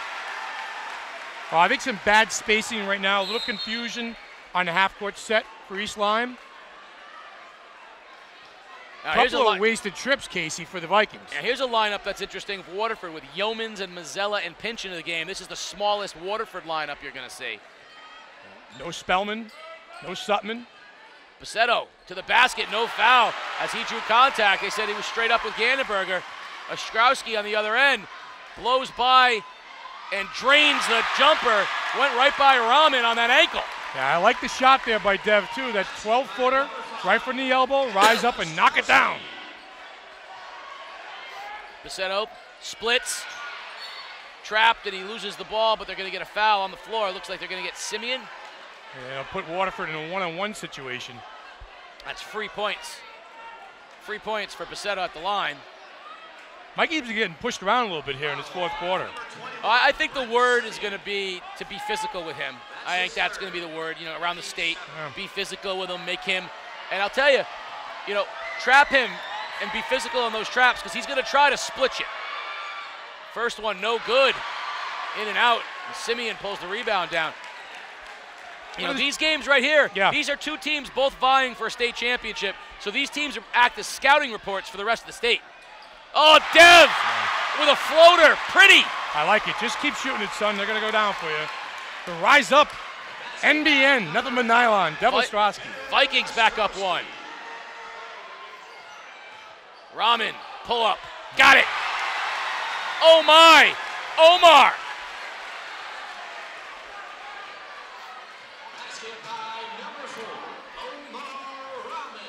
Ostrowski all the way to the basket, stripped by Raman. Ahead to Pinch. Leonard fouls him from behind on the floor. Feet got tangled up there a little bit. Luke Leonard running with Pinch. Be a non-shooting situation. Greg Keith says 1-on-1. Please do not knock Greg Keith's officiating because you may have him for one of your games soon. He did a great job with the fifth graders, and I'll tell you right now, officiating fifth grade basketball is like trying to wrestle a greased pig. You could call a foul you could call literally every single thing on every single play. What's more challenging, coaching it or reffing it? Oh, reffing it by far, because coaching it I can just sit down. That's going to be a two-shot. They're going to put him at the line to shoot two. They're going to put Pinch at the line. They're going to say he's shooting. And actually, no, so clearly the officials didn't confirm that with the players. The players were treating it like it was 1-on-1. Pinch missed the first, but that's a two-shot foul. Oh, was Pinch shooting the basketball? I don't think so, but all right. He did throw it up to the rim, so that was smart by him. Now there's some confusion. So it should be the second half of the shot now. I got Mike tomorrow trying to figure things out a little bit here. I'm a little confused. I did not think that was a shooting foul. Originally they called it 1-on-1. They changed it to 2.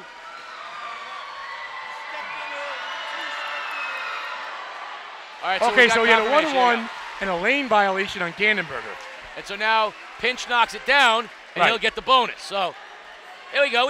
All it took was 2 athletic directors and a sports reporter, and we got it nailed down. One more for Pinch. That one's in and out, no good. And a 2-point Waterford lead. Raman physical with Ostrowski. They want him to use his left hand. Goes through the legs. Peters comes up with it. He's rejected by Yeomans, saves it, and it'll be Waterford basketball. Big block by Yeomans. Seniors played well in this ball game. Has done a lot of different things for the Lancers.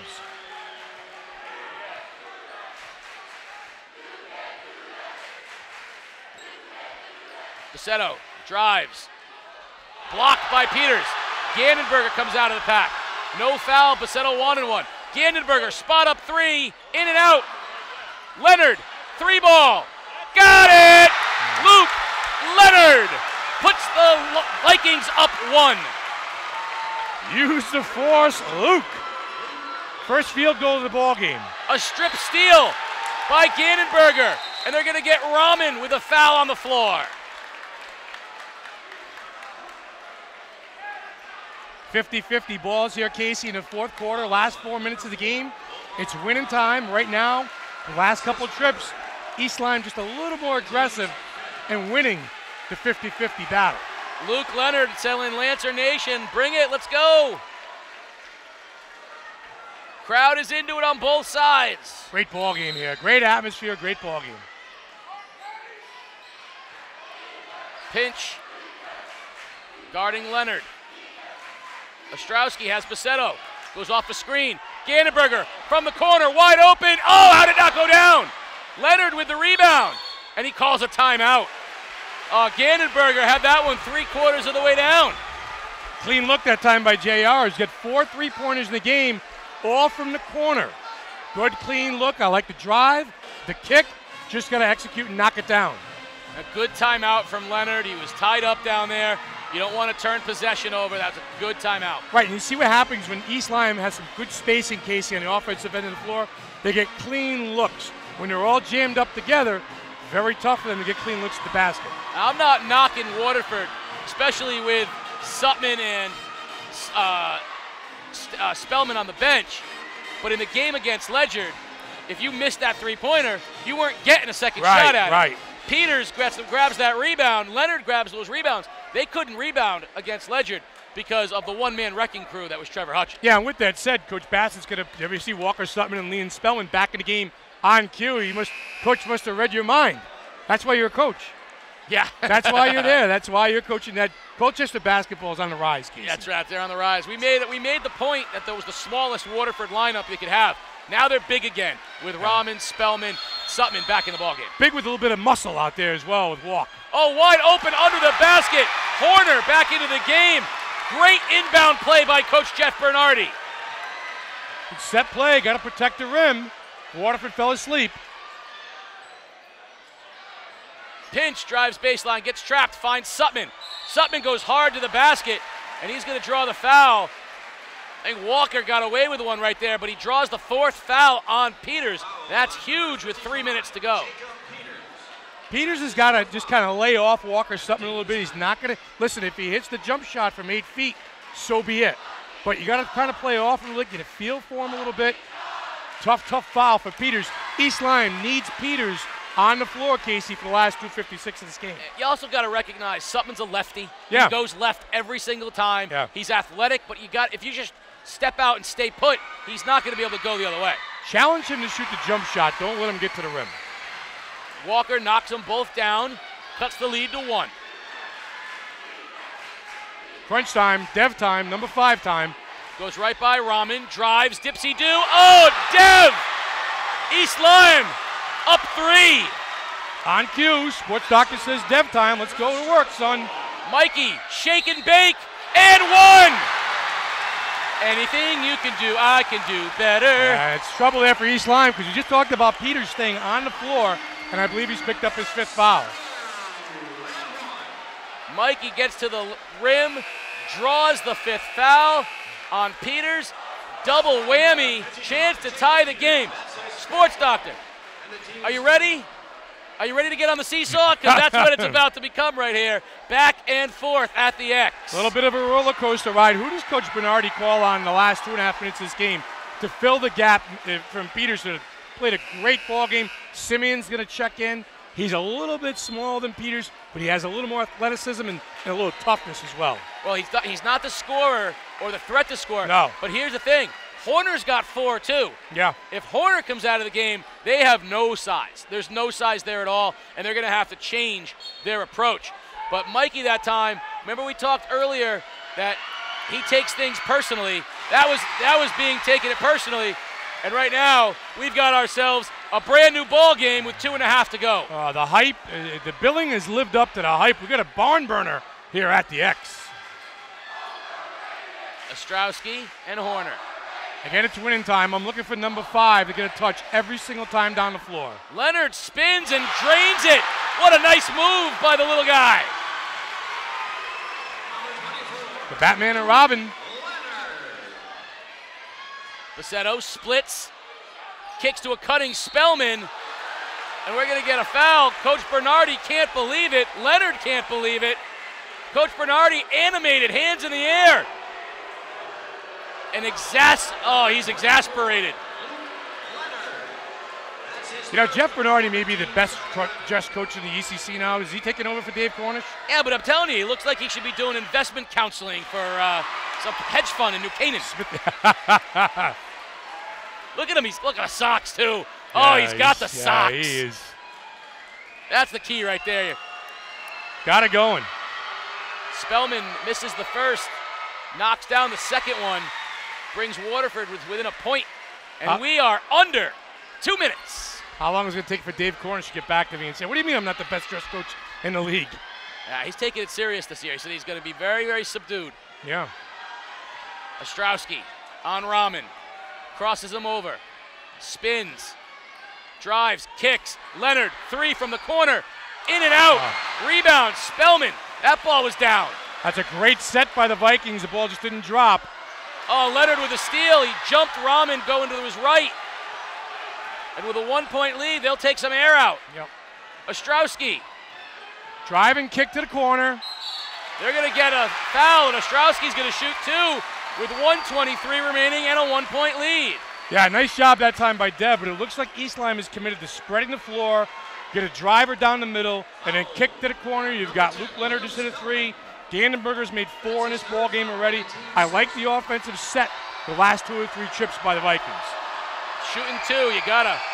I give him so much credit. All these kids, right now you're exhausted. He's been working hard on defense. He's playing Buscetto. 17 years old. Yeah, but they're making him work extra hard on offense. He's playing Buscetto on defense.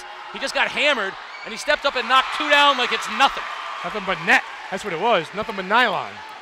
3-point game. Look for Buscetto to make a play. Gets a screen. Pulls up from downtown. Back rim, and a rebound from Simeon.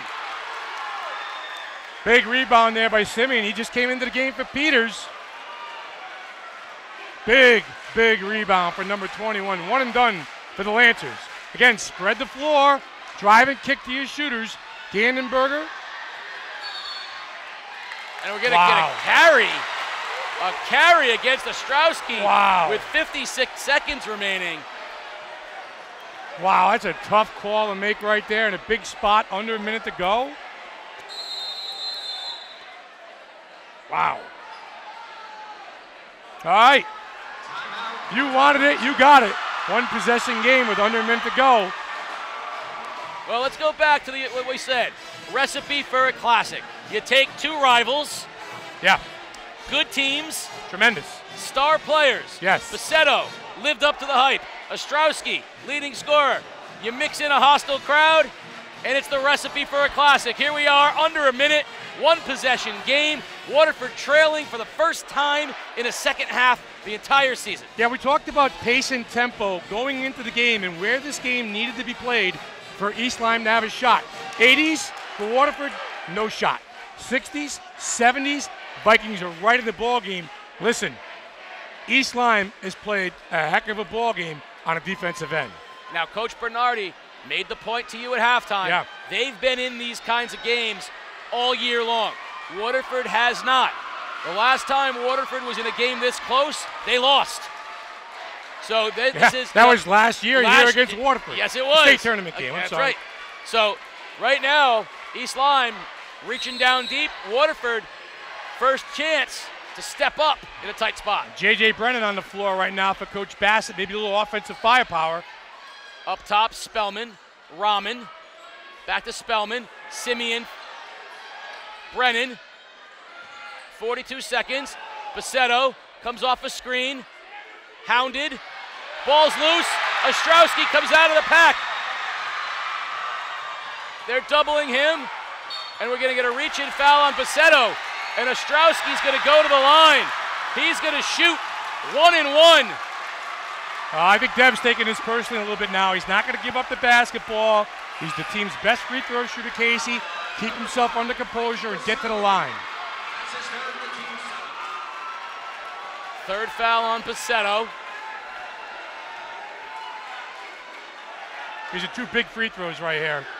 It's a 1 and 1, I'm sorry. Knocks down the first one. 2 possession game. Devin's hit his last 3 from the line, Casey. East Lyme's starting to feel it right now. The players are getting excited. Chance to do something special against the 9-0 Waterford Lancers. Buscetto pulls up, double clutch, backboard, no good. Rebound loose. Back up top. Rahman for three. Got it. Wow. And a timeout by Bill Bassett as Omar Rahman has cut the lead to 2 with 17 seconds remaining in the ballgame. Ice in his veins that time. Omar Rahman. Deep three. I like it, Casey. I like the aggressiveness. Quick shot by Buscetto, double team. Little fight for the offensive rebound. Rahman gets it. Whoa. Pulling the trigger, my man. Got to pressure the basketball now, coming on the inbound. Look for a steal. East Lyme wants to get the ball. They got 3 very good free throw shooters on the floor right now in Gandenberger, Leonard, and Ostrowski. So you want to get the ball in one of their hands. Right, and if you're Waterford right now, you're probably going to trap initially. If you don't get the steal off the initial trap, then you got to look to foul. You can't let this thing go under 10 seconds without fouling. You're going to put someone like Spellman on the basketball, someone long? Yep, going to harass him a little bit. Now, what's more important here? To have someone like Spellman on the ball or someone like Spellman in a trap position on the floor? Both, if he could dial it up. But I think if Liam could get on the ball and then fall back into the trap, that's your best recipe for success. They're going to go straight man. Waterford looks like they're going to go straight man off the inbounds. Yep. Horner's going to inbound. They're going to run Leonard off the screen. Gandenberger's open for it, and we're going to get a 5-second call. Wow, is that quick? That's two calls down the stretch. A carry and a 5-second call, and Waterford has a chance. They could take the lead. 1, 2, 3, 4, 5. Wow. Buscetto inbounds, lobs up top to Spellman. Back to Buscetto. No, instead, open, pinch, 3. No good. Simeon on the floor. And we're going to get a foul. A foul against Spellman. And with 8 seconds remaining, we're going to send Brent Simeon to the line to shoot 1 and 1. Yeah, you see Luke Leonard out there telling him, relax, calm down. You're okay. Just like in practice. That was a great look from Pinch, and it was on target, rattled out. Big spot here for Simeon. Senior forward coming late for Peters. Shooting it right into the face of his fan base. Conley knocks the first one down. NBN, nothing but nylon. He is happy man right now. He says, I got this. One more. Should do it. East Lyme's going to pressure. They're going to let Waterford rebound here and inbound. You can see, by the way, Greg Keith has had such a good time tonight with this game. Smiling, he's enjoyed it absolutely, as much as the kids. Simeon knocks him down. Timeout Waterford. But 2 huge free throws made by Brent Simeon. And with 8 seconds remaining, East Lyme senses it. And Coach Bill Bassett pulls his team together. We're going to diagram the final 8 seconds. Yeah, you need a quick 3 from the wing or a quick drive to the basket, whichever. I mean, it's still a 2-possession game. You want to have a 3, but, getting to the rim is not out of the option either. And right now, Viking Nation saying, this is our house. Wow. And with a 4-point lead over the 7th-ranked and undefeated Waterford Lancers, they are seconds away from bringing their side of the house down. No fouls if you're East Lyme right now on a 3-point shot, Casey. No fouls, nothing cheap out there on the perimeter. And look what happens if they hold on. Waterford beat Ledyard. Ledyard beat East Lyme. East Lyme beat Waterford. It's a mess atop the ECC. It's the way we like it. And NFA hasn't lost yet. Buscetto, double clutch 3, no good. 3 seconds left. Gandenberger puts it up, and there it is. They storm the floor at the X. The East Lyme Vikings have come into Waterford and stunned the undefeated and 7th-ranked Waterford High School Lancers 64-60. And they're celebrating on the Lancers court here at the X.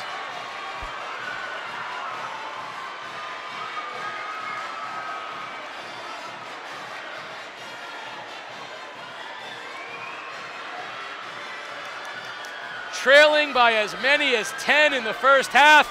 Jacob Peters, number 55, big first half for that young man. Got the Vikings back in it as the two teams share hugs after what was an intense, physical, and hotly contested game. The sports doctor is going to talk with head coach Jeff Bernardi and some of the Vikings. A big hug there between Mikey Buscetto and Dev Ostrowski. The two lived up to the hype tonight. As good as it can get for those two on the floor tonight. Bill Bassett and Jeff Bernardi congratulating each other on what was an exceptional high school basketball game, but 64-60 in favor of the East Lyme Vikings. The sports doctor is going to have East Lyme head coach Jeff Bernardi, as well as some of the Vikings players as they gather around down on the court, ready to go. Celebratory mood for the East Lyme Vikings. The sports doctor is ready.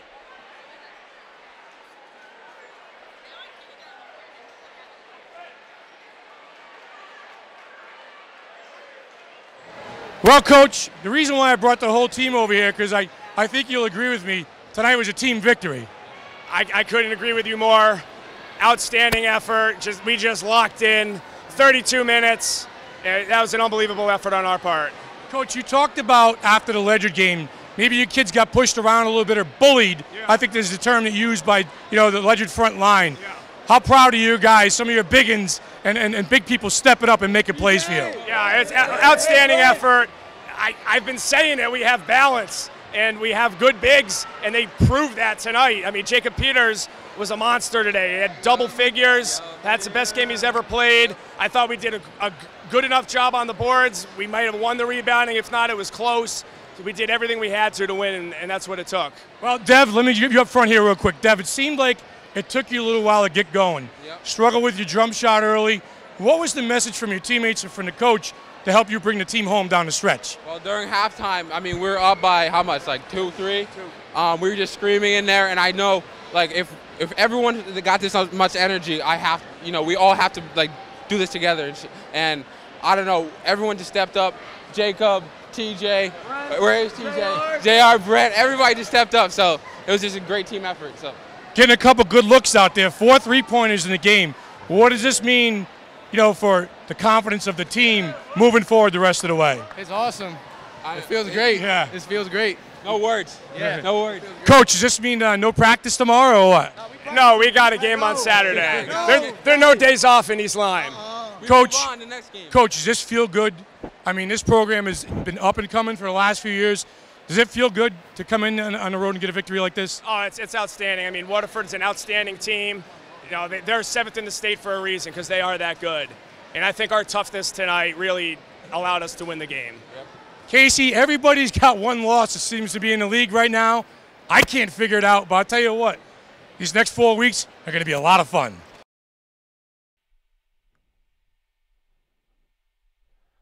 Thank you for joining us for our first GameDay Classic doubleheader. Tonight we've got a boys basketball doubleheader between Waterford and East Lyme from 2018.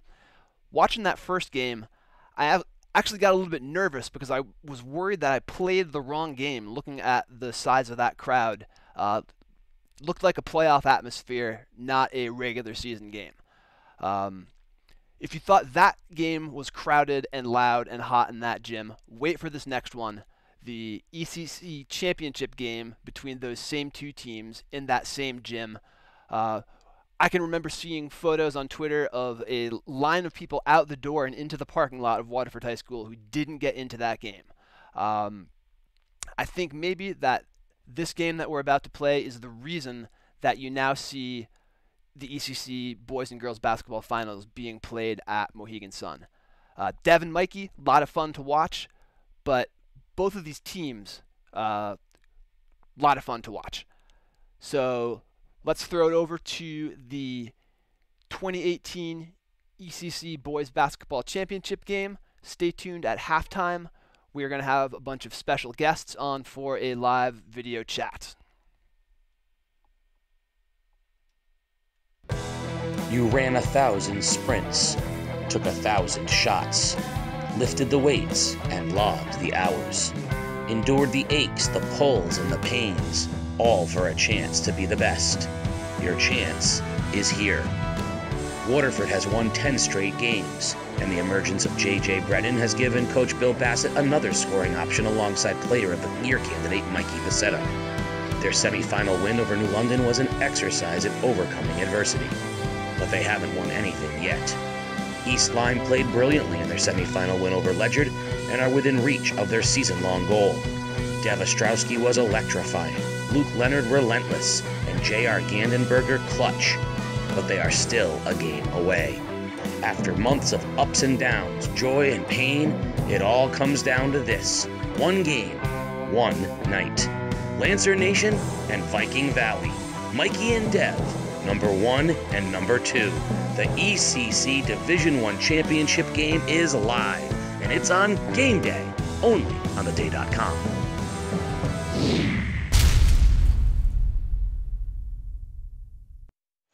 We started hyping it in August. They played a classic in January, and it seemed inevitable, and here we are. A capacity crowd at the X, and the finals are set. Viking Valley and Lancer Nation, 1 versus 2, East Lyme and Waterford, and we've got it on Game Day. Live on theday.com, Casey O'Neill, along with the sports doctor, Keith O'Brien. 1,800 people in the gym and 1,000 people outside trying to get in. Ready to see the revenge tour. The Waterford Lancers looking to beat the two teams here, Casey, in the ECC tournament that beat them in the regular season. Obviously, they picked off New London in the semis. Now they got East Lyme here in the final, trying to finish what they started at the end of last year where they lost to Ledyard and East Lyme. They've been the class of the league all year long, looking to finish on top headed into the state tournament. Way back in August, we said that man right there, Dev Ostrowski, was going to be one of the players to watch in the state. Mikey Buscetto on the other side of the ledger. The two of them were destined to play a classic. We saw it in January. It lived up to the hype, and we knew from that moment on that it seemed like an inevitable rematch was going to occur, and we've got it tonight in the final. Two teams, two players, two towns on a collision course, Casey. Right, the neighboring towns looking to see who's going to finish on top. This is an electric crowd in here. Fantastic ball game. I can't wait, my friend. Well, we are excited as well. Let's take a look at the players to watch in tonight's game. Yeah, sure thing, Casey. For Waterford, how about senior point guard Mikey Buscetto, the general, the heart and soul of this Waterford program for the last 4 years. Buscetto has had 32 points in his semifinal win over New London. Impossible to guard in the open court, Buscetto can also beat you with his no-look passing, setting up teammates for open looks. Mikey has had this game on his mind for 1 year and wants to win a chip on his home court. And for East Lyme, how about senior swingman Dev Ostrowski? Dev leads the team in scoring and is an MVP candidate in this league. Whether it's a long-range jumper or taking it to the rim, Dev can flat out score. The junior has gone for over 45 times this year and is ready to deliver an ECC tournament title back to East Lyme. That's right, Sports Doctor, and we are excited. Shout out to the Bird's Eye in New London, along with High Fives and Philomena's, all of whom are live streaming the game in their establishments tonight. We weren't kidding when we said there's 1,000 people outside right now wishing they could get in. The gym is loud and it's crowded, and there's no better environment in all of the state of Connecticut than the X on a night like tonight. Yeah, this is a lot of fun here, Casey, and like you said, two towns, two communities, two teams, everybody's out, two student sections. How do you get any better than this? There you see your officials for tonight's game, along with East Lyme coach Jeff Bernardi, and we are very excited of Viking Valley. Look at that, a sea of black and maroon. The entire cheering section poured out. Of course, Lancer Nation on the other side is a sea of blue, a capacity crowd on both sides. The stands are full. If you were here earlier, congratulations to the St. Bernard Saints on their second consecutive ECC Division II championship. But we are ready for the Division I championship between these two schools. A 3-person crew in tonight's game. We will talk a little bit more about that. But let's first talk about the keys in tonight's game? Sure thing, Casey. For East Lyme, how about hit the boards? The Viking bigs must control the glass on both ends of the floor. Be patient on O. Run the offense. Be patient and create scoring opportunities through ball movement. And closing time. Ostrowski has become the ultimate closer down the stretch for this team this year. Find Dev and let him make some plays. For the Waterford Lancers, be productive. Lancer bigs and bench players will have to find a way to make an impact in this game. Keep it moving. The offense is at its best when the ball moves, either in a half-court set or on the break. And Casey, last but not least, finish what you started. Waterford has had a year to think about this loss in last year's championship game. Go out and finish what you started way back in December when the season started. Well, Sports Doctor, we've got a veteran officials crew tonight. Tony Nacito, Dave Cruz, and Tony Gigliotti will be the three-man crew for the championship game tonight. Yeah, I mean, the three best, in my opinion, in the ECC. Not to slight anybody who's involved in officiating, but a tremendous crew, Casey, and well needed for a game like this, a three-man crew. And the three-man crew does come into play in these games. Larger coverage area for the three officials, and we saw it firsthand in the semifinals how a two-person crew and a three-person crew can differ in their coverage areas.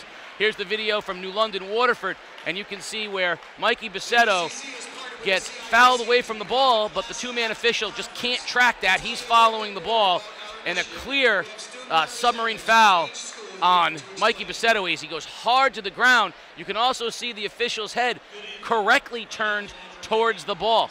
An opportunity for a three-person crew to see that where a two-person crew couldn't.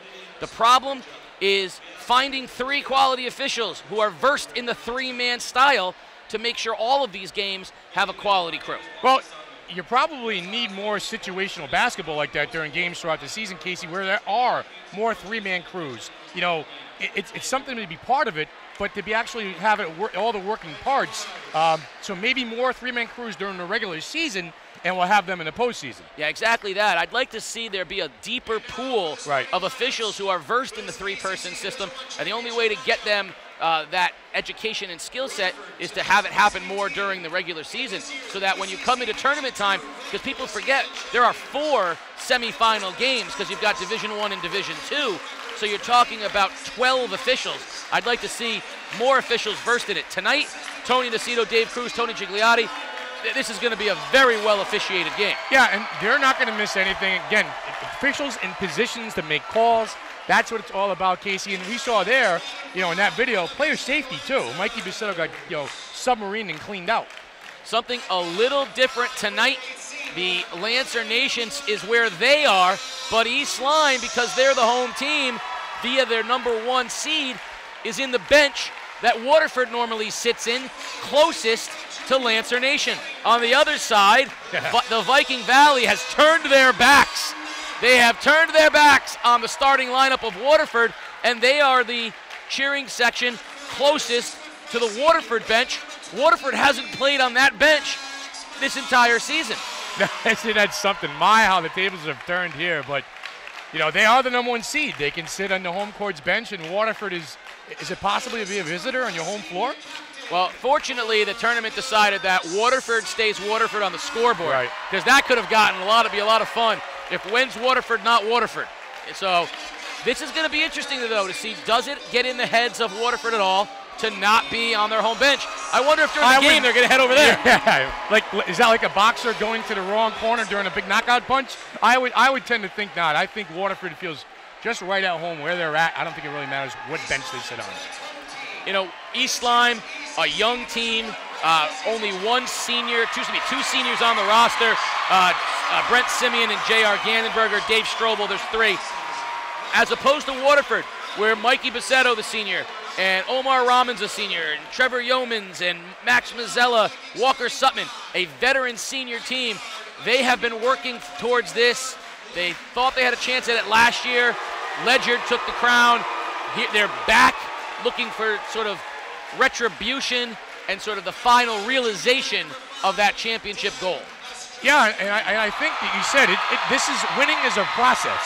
And if that's the case, then Waterford has gone through the process, Casey. A couple years ago, they lost in the quarterfinals of the ECC tournament Last year, they made it to the final game. They got right to the end before losing out to a tough Ledyard team.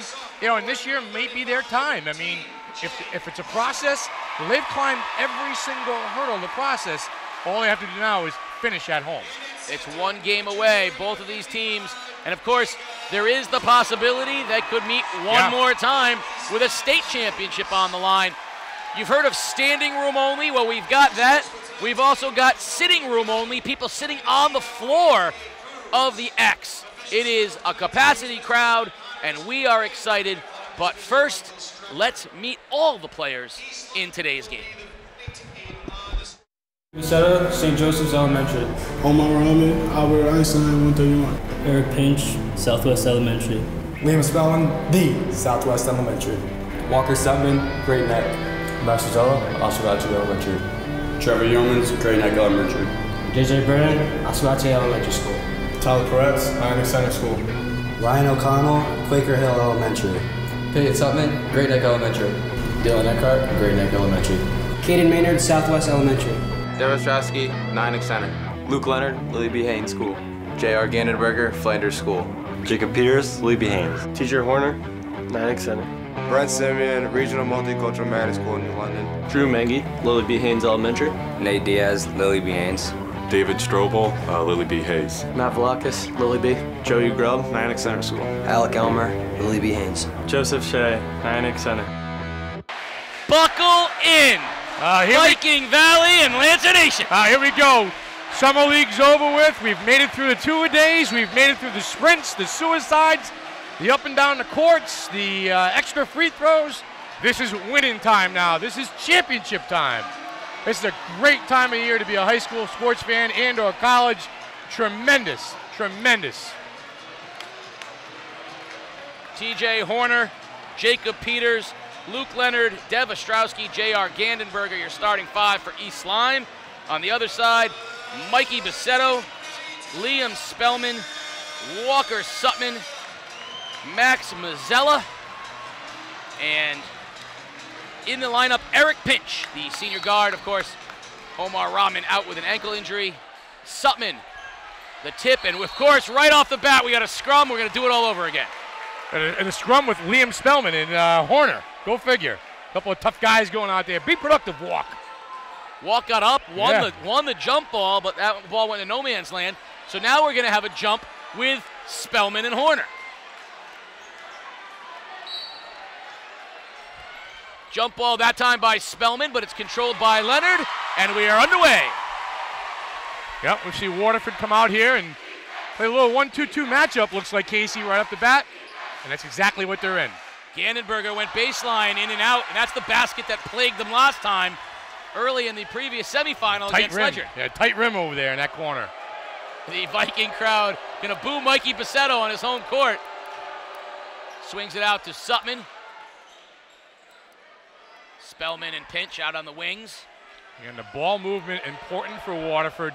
Keep it moving in the half-court set. Spellman back rim, but Pinch with a long rebound. Leonard comes out on him, and Waterford will have another opportunity. Pinch drives, kicks to Mazzella. Blocked, but he gets the putback, misses the shot. Leonard comes out of the pack. Waterford wanted to push. In a 1-2-2 matchup zone here by the Lancers. But keep an eye on Dev. Keep an eye on J.R. Gandenberger, who killed him Waterford in the first game with some threes from the corner. Now Gandenberger, who has Buscetto on him. Now Leonard. Ostrowski, first look, three ball side. Back iron, no good. Buscetto pushes for Waterford. Bounce pass to Mazzella. And a great job by Gandenberger. It's going to be off Mazzella and out of bounds. East Lyme ball.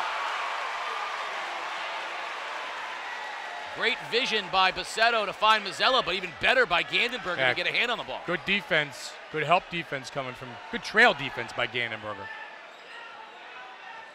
Now Leonard with Pinch on him. Good on-ball defender is Pinch.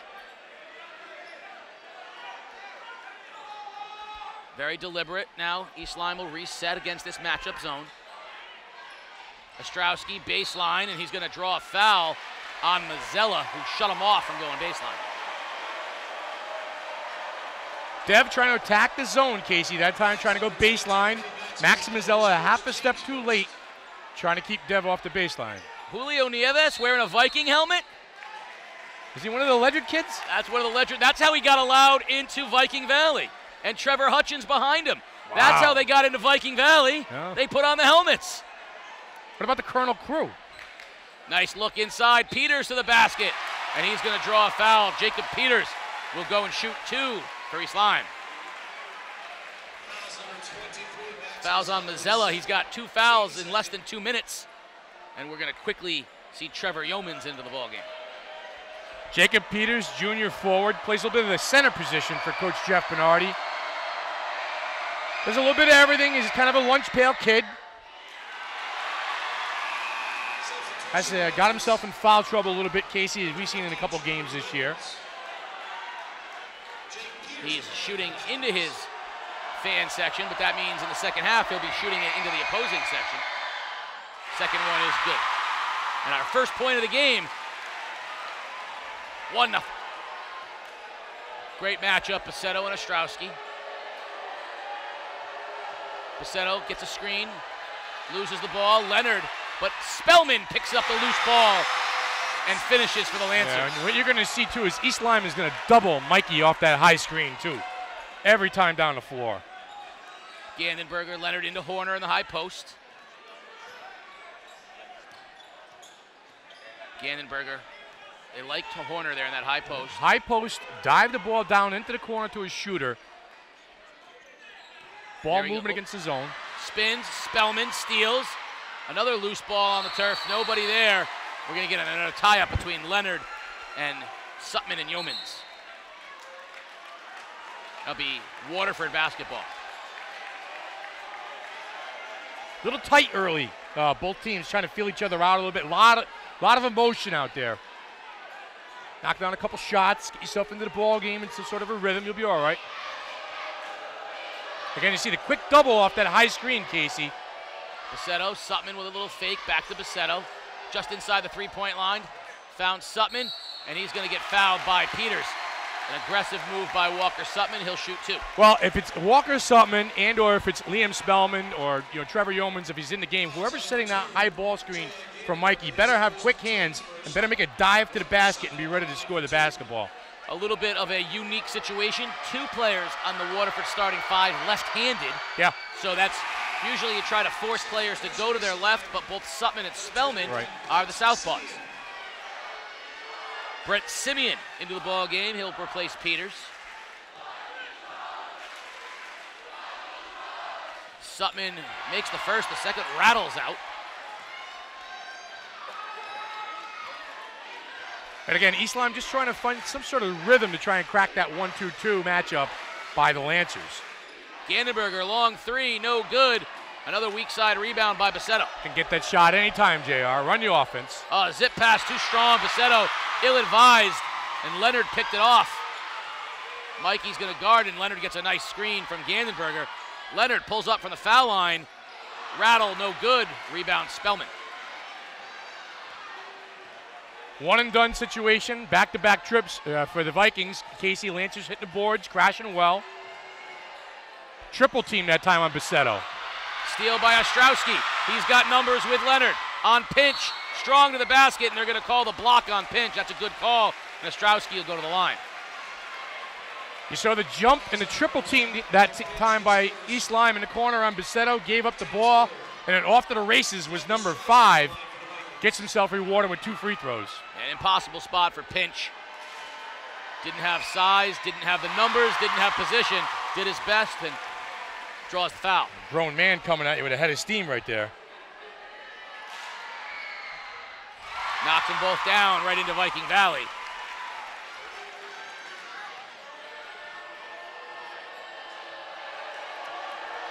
Buscetto. Out it goes Yeomans, straightaway 3-ball, in and out, no good. Leonard pulls down the rebound.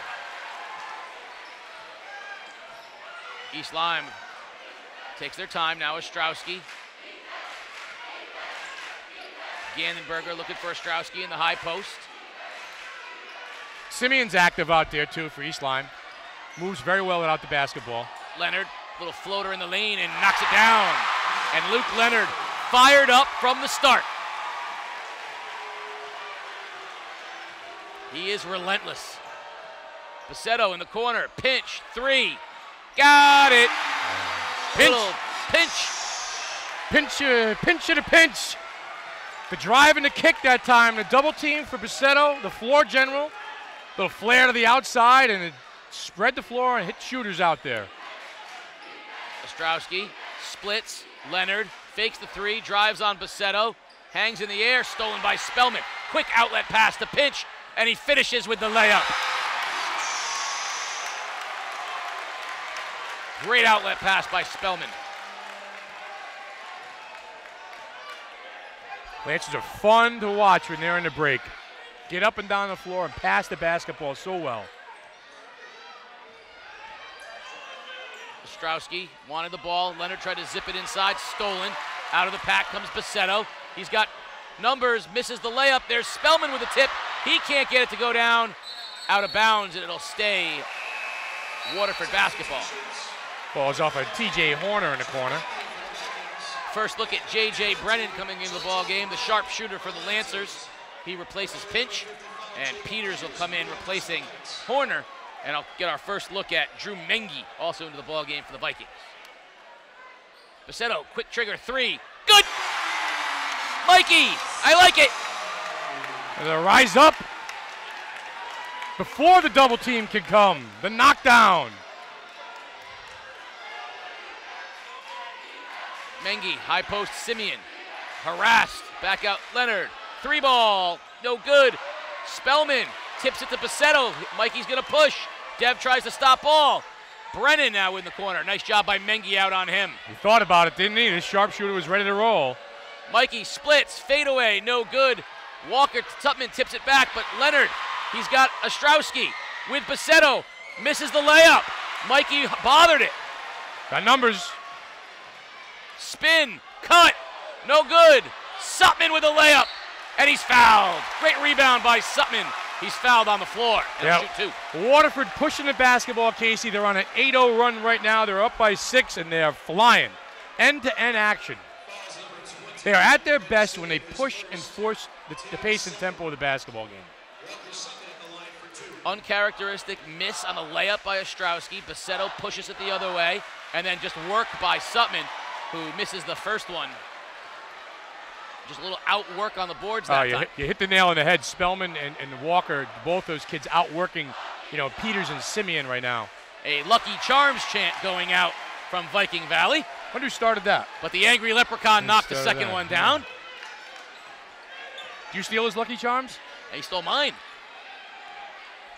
Leonard and Mengi now. Peters tries to dump it down to Simeon. It's tipped. Back out. Mengi, 3 ball. That's long. Yeomans, strong outlet pass. Mikey's ahead of the pack. The layup, no good. Sutman with the follow, no good. Spellman with a tip. And Ostrowski finally comes down. Now he wants to push. Spellman got it from behind. Up ahead to Buscetto for 2. End-to-end action, and Jeff Bernardi will call timeout. Wow. Right now, credit Liam Spellman and Walker Sutman for outworking the entire East Lyme team on the defensive and offensive end of things. Coach Jeff Bernardi telling his kids that we leave our lunch pails in the locker room, fellas. The energy, the pace, the tempo, everything going the Lancers' way thus far. The 50-50 balls, Casey, and the one and done on the offensive end for East Lyme. Like I said, the big people up front playing big for the Lancers thus far. Yeah, you hit it right there.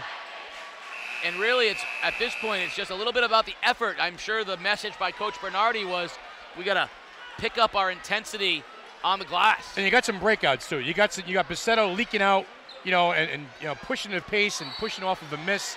You got to get back on defense. You can't watch the basketball. When a shot goes up, you either got to crash the glass or get back. Leonard's got pinch on him. Back to Gandenberger now.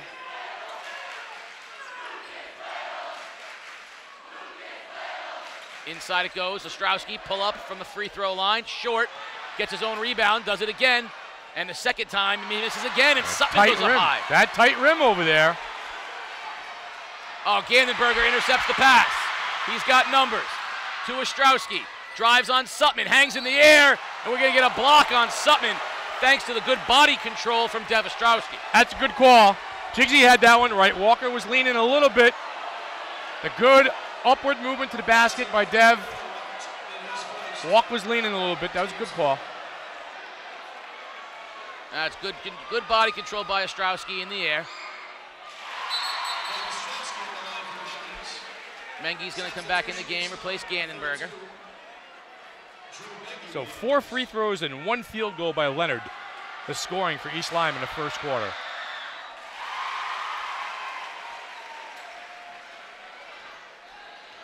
Only 7 points in the first period. That's remarkable. Buscetto spins. Spellman pull up. No good. Strong rebound, Leonard. East Lyme will have a chance at the final shot of the quarter if they want it.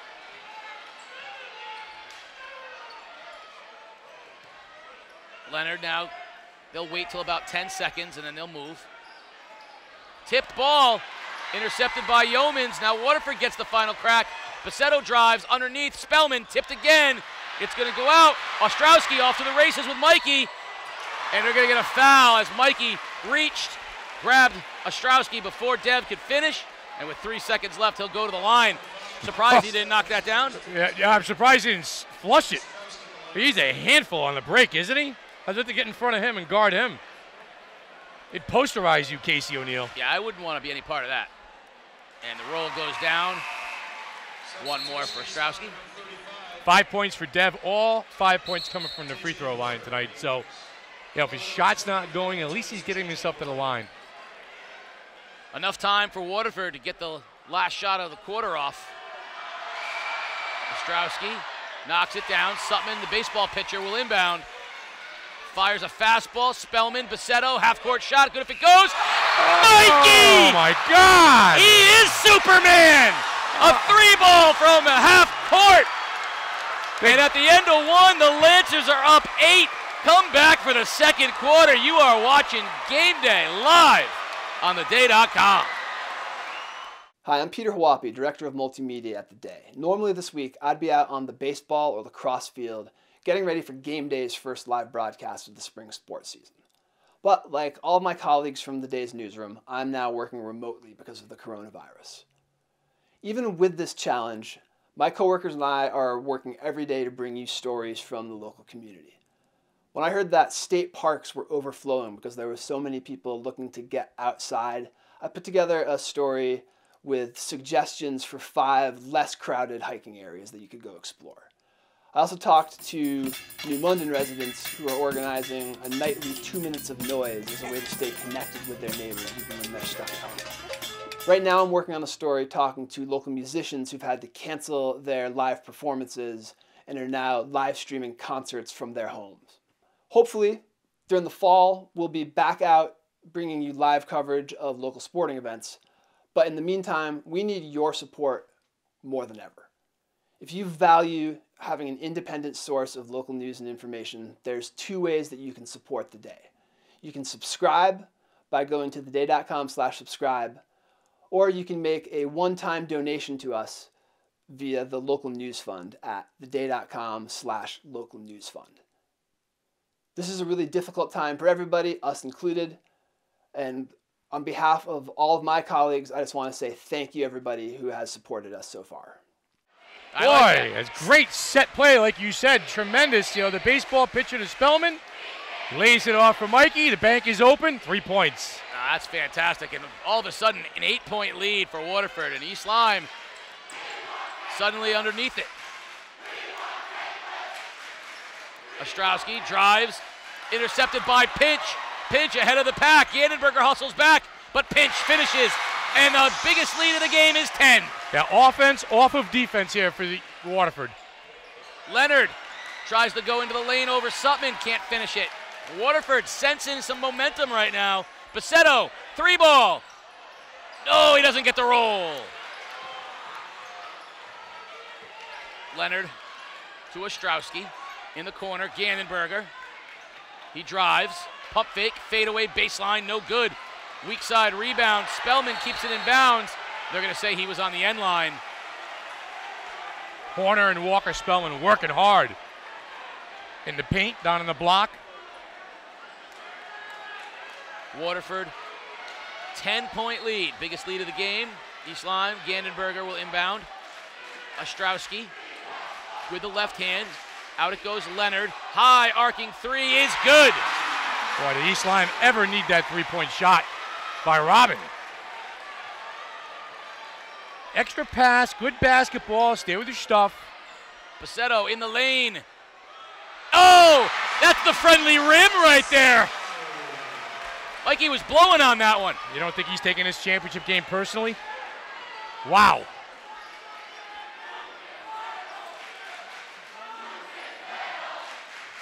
Leonard with Buscetto with him. Buscetto picks Leonard's pocket.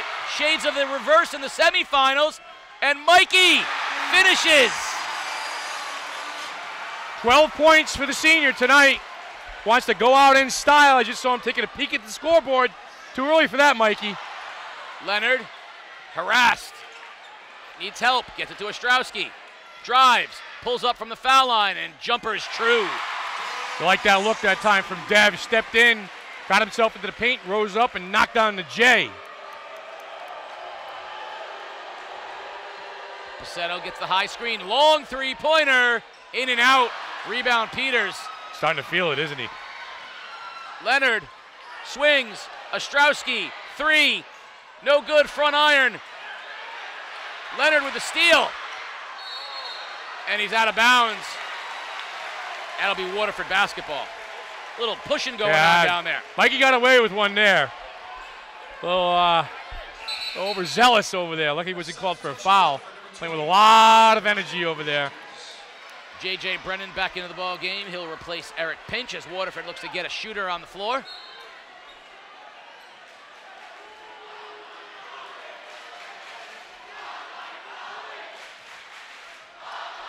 Buscetto, Brennan, wide open look.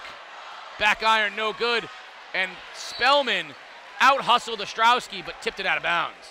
Well, he's everywhere, isn't he? Liam Spellman, when that ball goes up, it'll hit the glass, it'll hit the floor. And another kid that's everywhere, sophomore Peyton Sutman checks into the lineup, giving Spellman a blow. Played a nice game in his semifinal win over New London the other night. Yeah, he played well in both games we saw against New London this year. Zipped inside, Horner pulls up, foul line, no good. Sutman with a rebound. That shot's going to be there for East Lyme all night. He's got to knock it down. Brennan with another three. Short it, gets his own rebound, drives. Sutman from the elbow, in and out, tipped. Brennan with it again, in the corner. They trap in the corner, up it goes to Sutman, back to Buscetto. Fakes the three. Jump step, layup, and they're going to get Ostrowski for a foul on the floor. Mikey thought about shooting it from the Waterford logo. Yeah. Just over half court. I mean, you see the logo? Yeah. Where Dave Cruz is standing right now? That's where Mikey was thinking about shooting it. Yeomans up top to Brennan. Leonard on him.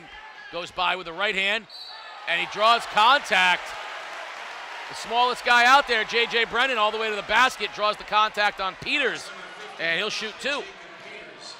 Yeah, J.J. Brennan, the one thing you know about this kid is he's going to make plays. He's either going to shoot the ball or he's going to get to the rim. He's not one of those guys to waste energy with the basketball. Casey, he doesn't dribble an awful lot or over-dribble. He is going to make something happen when he's out there. Knocks it down. He's an offensive machine. Yeah, you call him the microwave, right? Yeah, the microwave, yeah. Kenny Johnson comes out on the floor, immediately puts up offense. I like kids that don't waste time and energy with the basketball. Do something with it. He's very productive. Knocks them both down. Up to an 11-point lead now. Vikings need a little something here. Get some momentum going their way. Horner swings. Gandenberger, wide open three from the wing. Badly misses. Buscetto pushes. That's the shot they like, though. It's the shot they want against that zone. Buscetto inside. Walker back to Buscetto. Three ball. Back rim, no good. Sutman out hustles everyone for the rebound. Brennan now takes it back out to Buscetto. All the way to the basket. Finds a cutting Sutman, no good. But his own putback, no good. And finally, Ostrowski ahead of the pack. Up ahead. Tried to get it to Gandenberger, but Walker Sutman out hustling everybody back on defense, tips it out of bounds. Yeah, one of the big differences in this game right now, too, is Waterford's getting back on D is where East Lyme was getting beat earlier. You know, you'd see a leak out by Pinch or Buscetto or Brennan, but no leak outs that time for East Lyme. Waterford's back on D. Horner strong to the basket, can't finish. Ball's loose. Brennan on the floor. And a timeout, Waterford.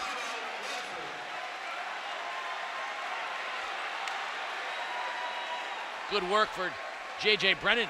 Get on the floor, get possession of the ball so Bill Bassett can call a timeout. Yeah, scrapping down there. J.J. getting a little chippy too. Coach telling him, listen, let that one roll off your sleeve, son. 11-point Waterford lead. Yeah. Right now, too, Casey, too, you talk about hustling. Waterford just flat out playing harder than East Lyme. Yeah, their energy level's higher. They're beating them to all the loose balls. They're getting second chance opportunities on the offensive end by getting to the basketball. And right now, it feels like they're playing at a speed about 10 miles an hour faster than East Lyme is. East Lyme is you know, waiting for things to happen where Waterford is making things happen. Buscetto. Yeomans now. Waterford taking a little steam out of it. There's Brennan. Drives. Yeomans kicks. Mazzella's not going to shoot that ball. Back up to Brennan. Straight man. Dev is on Mikey, denying the basketball. Nice job there. Brennan, 3-ball. Short. Rebound, Gandenberger. Good defensive set that time by the Vikings, denying Buscetto the basketball. Make somebody else beat you. East Lyme desperately needs a good offensive possession here as well. Change up on defense, straight man by the Lancers, and Dev says, take that. That's a good offensive possession right there. A long three-pointer for Ostrowski. He stared it down, didn't he? Rose up and drilled it. They're going to need a few more of those. Buscetto got a piece, out ahead of the pack. Here's Ostrowski, showtime, throws it down over Mazzella. Poster time for Dev.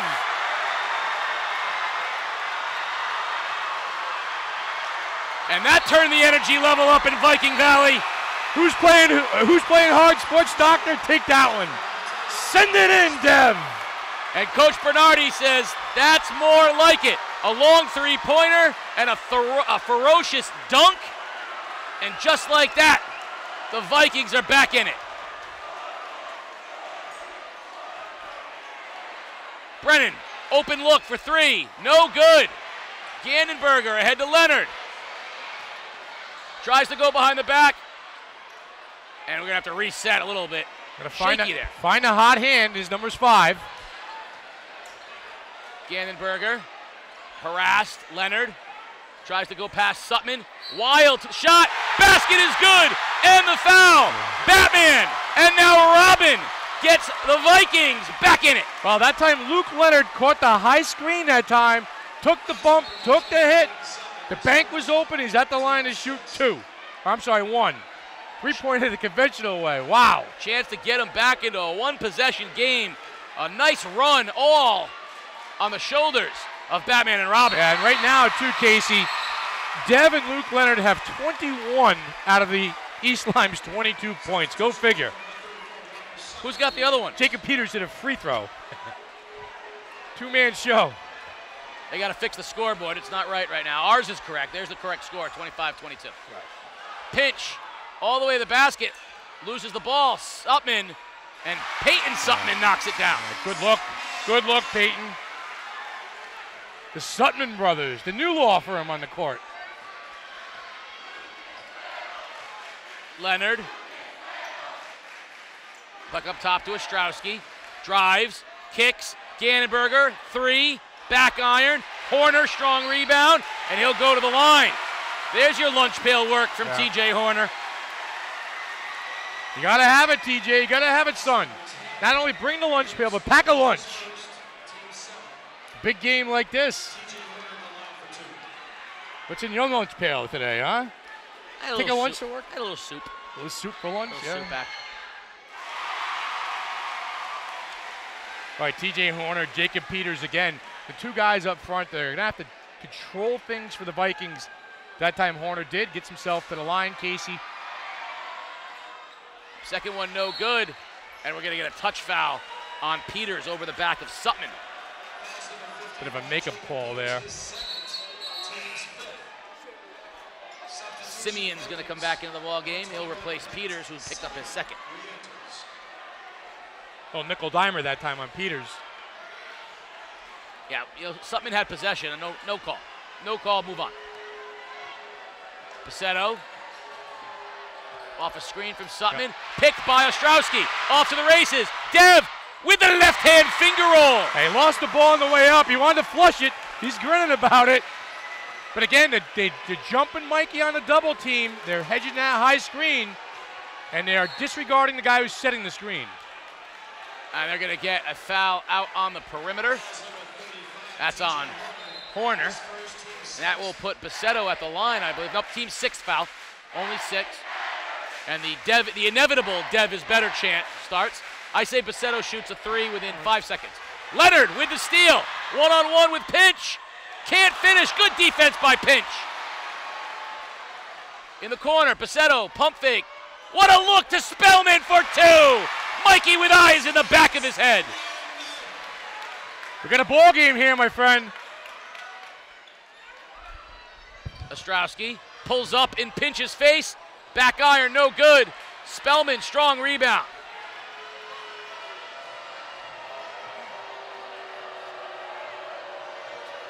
Buscetto gets a screen. Back up top. Sutman, long 3, no good. Simeon loses the rebound. Buscetto straightaway 3. Got it! Mikey! Lead is back up to 7. And now Mikey's better from the Waterford crowd. Leonard on a travel, good defense. And Waterford with a chance and a 7-point lead. All that effort by East Lyme is in danger of slipping back away.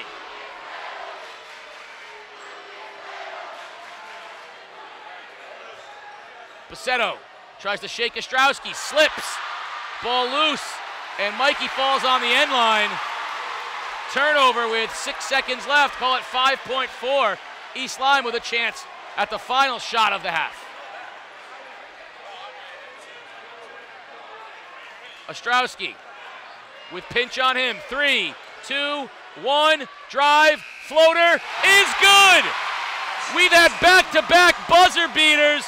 Buscetto at the end of a quarter, Ostrowski at the end of a half, and we have got ourselves a ball game. The Sports Doctor is with Coach Bill Bassett. Sports Doctor. Coach Bill Bassett, Coach, you're happy with the pace and the tempo of the first half? You know, we're going up and down the floor just as well as they are. Second part of the half, they started to go up and down the floor, get some fast breaks. We just have to watch for that. What's the big adjustment you guys got to make at halftime to close this game out? We have to continue to play defense. We need to make sure we get, rebound the basketball. They get a shot, we got to get the board. All right, good luck in the second half, Coach. Casey, end-to-end action, and I think Waterford likes the hectic pace. Thanks for joining us here on this week's Game Day Classic. Tonight we've got a doubleheader between the East Lyme and Waterford boys basketball teams of 2018. We're going to do this every week. Next week you can join us for the 2014 ECC Boys Basketball Championship between NFA and Woodstock Academy.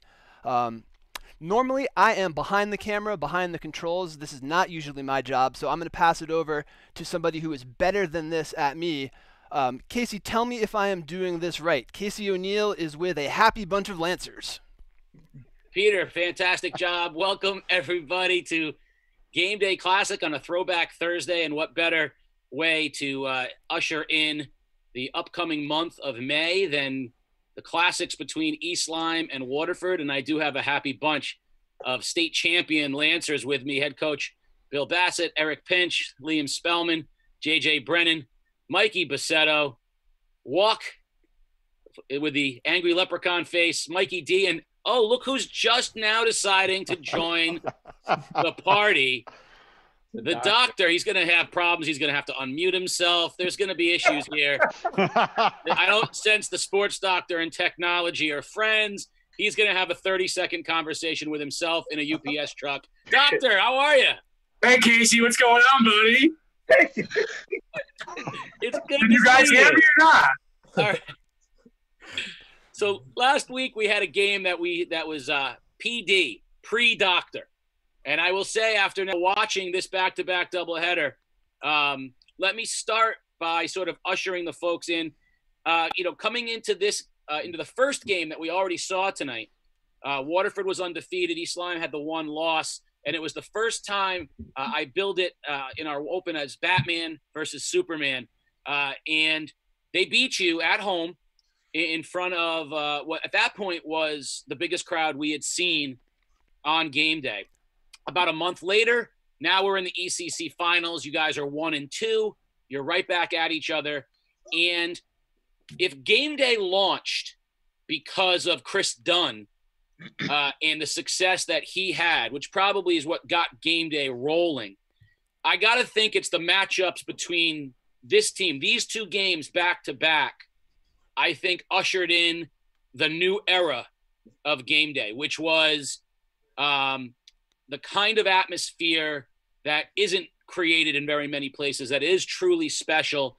I've never seen a more electric crowd. So because we're kind of free flow, I'm going to kind of point out to people. But so let me start with Coach. Go back in your mindset back then to just what it felt like to be in that kind of atmosphere. Being in that kind of atmosphere is something that I think these guys will probably tell you that before that game and the build up to that championship game, with the East Lyme sitting on our bench and our fans in their section, and there was a lot of things to prove for this team. But there was probably one thing that they weren't ready for, is when they exited that tunnel and the noise. And just because watching that game, sitting back and watch this game, when they pan the crowd and it's people everywhere, like the people are sitting, standing, like there is no open space. That crowd was probably the best thing to play against. And those kids, they played a great game. So with a lot to prove. One of the things that I talked to Mikey about, and I'll bring Mikey on right now. Mikey, you've gone on and you played college basketball, and you've been the first to say, you haven't had an atmosphere like this. Oh yeah, it's not even close. And that's what you miss most about high school, is the local, the community, and like all the fans that you grew up playing in front of.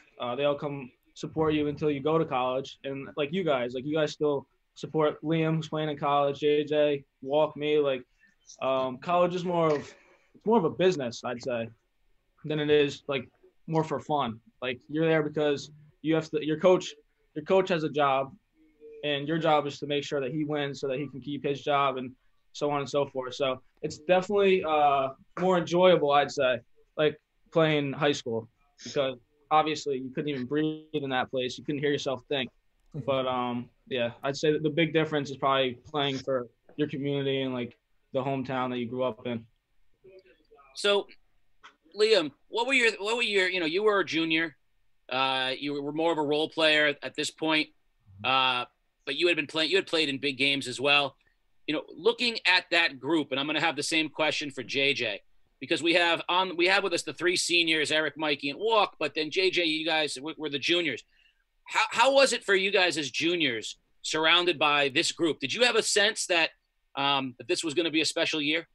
Oh, definitely. I mean, even in the summer league before that, we knew coming in that we had a special team and we could go all the way for a state championship. And I know for myself, and I'm sure JJ is the same, we wanted to win that for the seniors and kind of represent them and make sure they go out on that high note. And then for us the next year, we wanted to do the same thing. So it's kind of always, we wanted that win first mentality for the seniors. And then it was a great team. And I mean, the atmosphere at Lancer Nation was just topped it off even better for all of us. Now, JJ, you were penciled in going in to be the starting off guard. And then Omar, came to school and you had to take a role on the bench. And we made note of that that was a sacrifice for you to try to, incorporate yourself into the team. Now you come into the first game and you break Mikey's record for getting a shot off. It took you 1.3 seconds to get a shot off when you checked into the game. But talk about adjusting to your role. Obviously, the next year you become, the guy. But talk about adjusting to Omar coming to Waterford and sort of the overall, team atmosphere you guys had. Well, when Omar came, he played good defense. He worked really hard on the court, and also when I got my time, I wanted to help obviously Mikey, Walker, and all the seniors, and I know they wanted to win it, so I wanted to do everything I could do possible to help them win it. So, Eric, we talked about your tenacity. I don't remember you being an above the rim player, but looking at these highlights, every time I look, you're up at the rim, taking it to someone a foot taller than you. What was your memories of this matchup between you guys and East Lyme? I mean, obviously, I think you have to go with the crowd because every time we played them, it was nuts. So that's probably the biggest memory. I always love playing them because you always know like it's going to be a close game and stuff like that. But that's probably just the two biggest memories. Sports Doctor, you remember how you felt going into this one?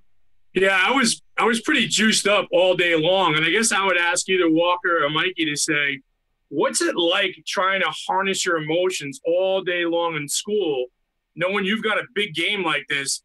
And the second question is, Bill, how important was it for you guys to have a lead at halftime so you could talk to me? I'll let the kids go first. Well, in school during the day when you have that big game ahead of you that night, it's kind of hard to focus. I take my studies seriously, but it's like when you have a game of that magnitude coming up at night, it just everything you're thinking about is basketball and the game plan and what you're gonna do running out in front of that big crowd. But it's important to keep your emotions in check once the game starts. You gotta kind of block all of the surrounding noise out and just focus on what you got to do every single play and then go from there. Mikey, you on pins and needles, or are you same as Walk? You're pretty relaxed. It's a big game coming. I got this. Well, the ECC championship, I actually had Bassett first period at 8 a.m. Yes, you did. Yes, you did. What class? See, I don't even remember what class it was. Algebra 2. I had Algebra 2.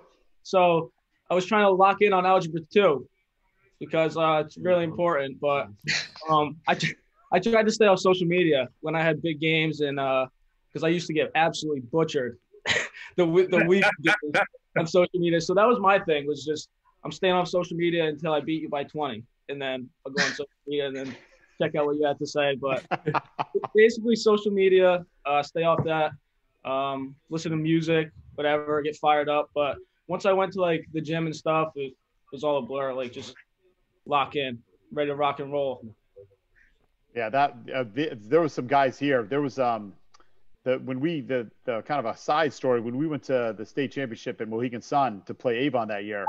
I remember the drive up. We were playing at the 10:30 game on a Sunday. We were on the bus by like 7:30, and there was like music being played, this and that, except for two guys. Didn't say a word, didn't look at anybody. It was Eric and Mikey, and they were just locked in. And that's how they. There you go. And that's how they were. They always were just, those two were just always just completely dial in before any big game. And it was just all business. And these guys were on a march. You guys said in the broadcast, it was kind of a revenge tour, which I brought up many times to them in practice. In London the time before, and then beating East Lyme the next go around. And again, the whole team by this point in the season were locked in on one goal, and that was ECC championships and the state championship. That's right. Go ahead, Liam. Go off that real quick. Quick story on Eric. That Avon game. There's a picture of, I think it was like the starting five, and everyone's kind of like me. I'm kind of a happy person. I'm always energetic, but Eric's straight face. He looks like someone like just stole something from him. Rip someone's face off. Exactly. He almost did that game. He got in that little. Yeah. Oh, he did get in a little bit of a scrum. They kept calling on my teammate. Sir. We talked about the Prince Tech game in the semifinals and how you guys kept going at him, and they thought you guys would try to slow it down and be methodical, and you went right at him like no team had, including Eric. But the thing I remember is we had the whole team gathered at Philomena's, and Mikey's dad said, "I'd like you and the sports doctor to give them a pep talk before they go and play in the game." And I said a couple nice words about remembering, this is, best time of your life. And sports doctor was like half John Wooden, half Newt Rockney up in this place. I was ready to go play basketball when the doctor was done. But you know, that semifinal game against Prince Tech, you referenced both years of the state championships. The semifinals was kind of the big game. Go back to that semifinal for a second. Did playing East Lyme in a game like this and playing a kid like Dev, did that prepare you? And I'll start with Coach. Did that prepare you for how you prepared them for a team like Prince Tech? Absolutely. When you play against, East Lyme and Dev Ostrowski, and you have to have that level of preparation and discipline.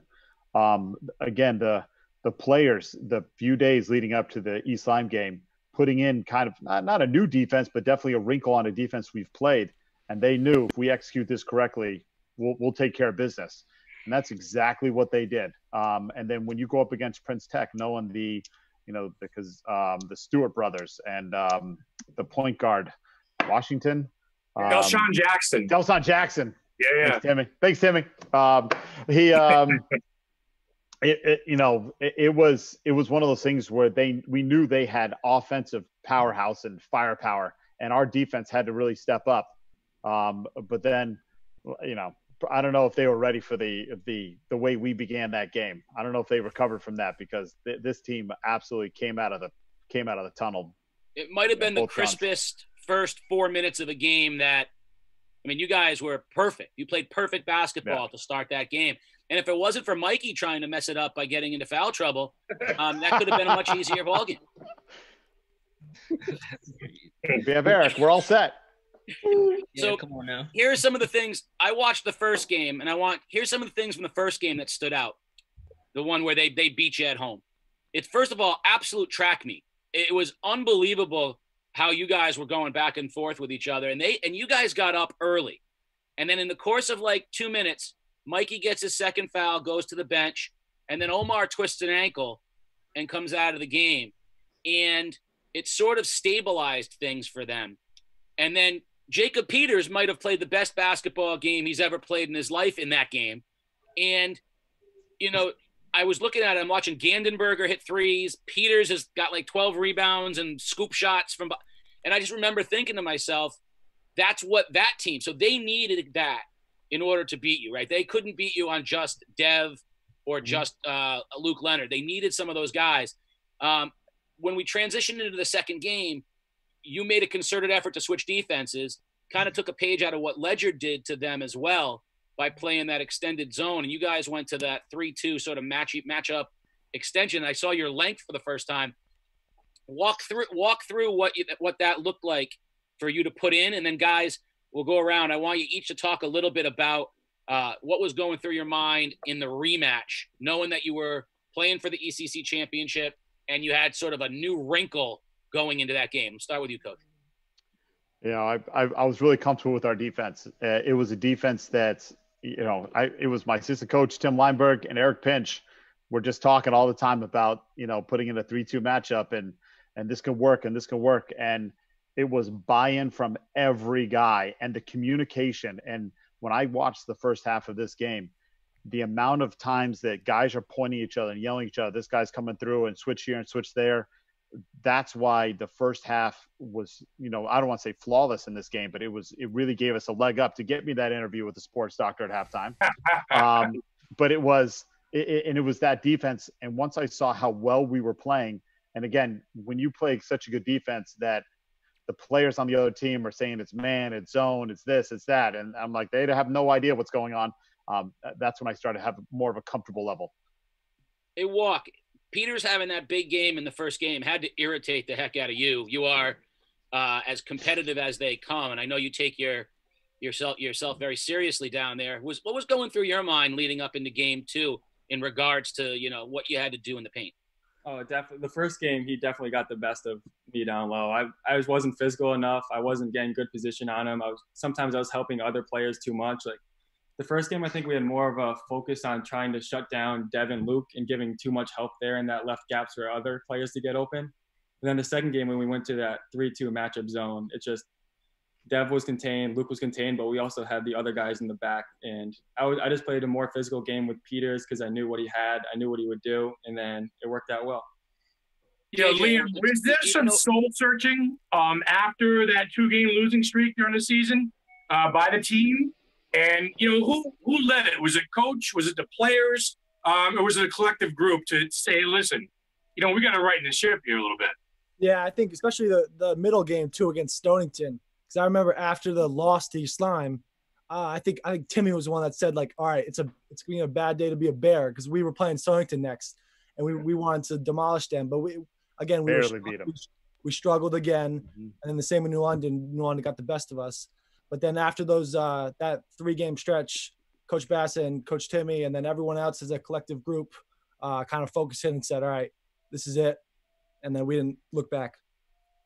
After the loss to New London, we played Ledyard is the next game, and they were just foaming at the mouth. Like, oh, they've lost 2 out of 3, struggling against Stonington. This team is ripe to be picked. And right before they went out, I remember I told the team, I said, you guys are a heavyweight prize fighter. They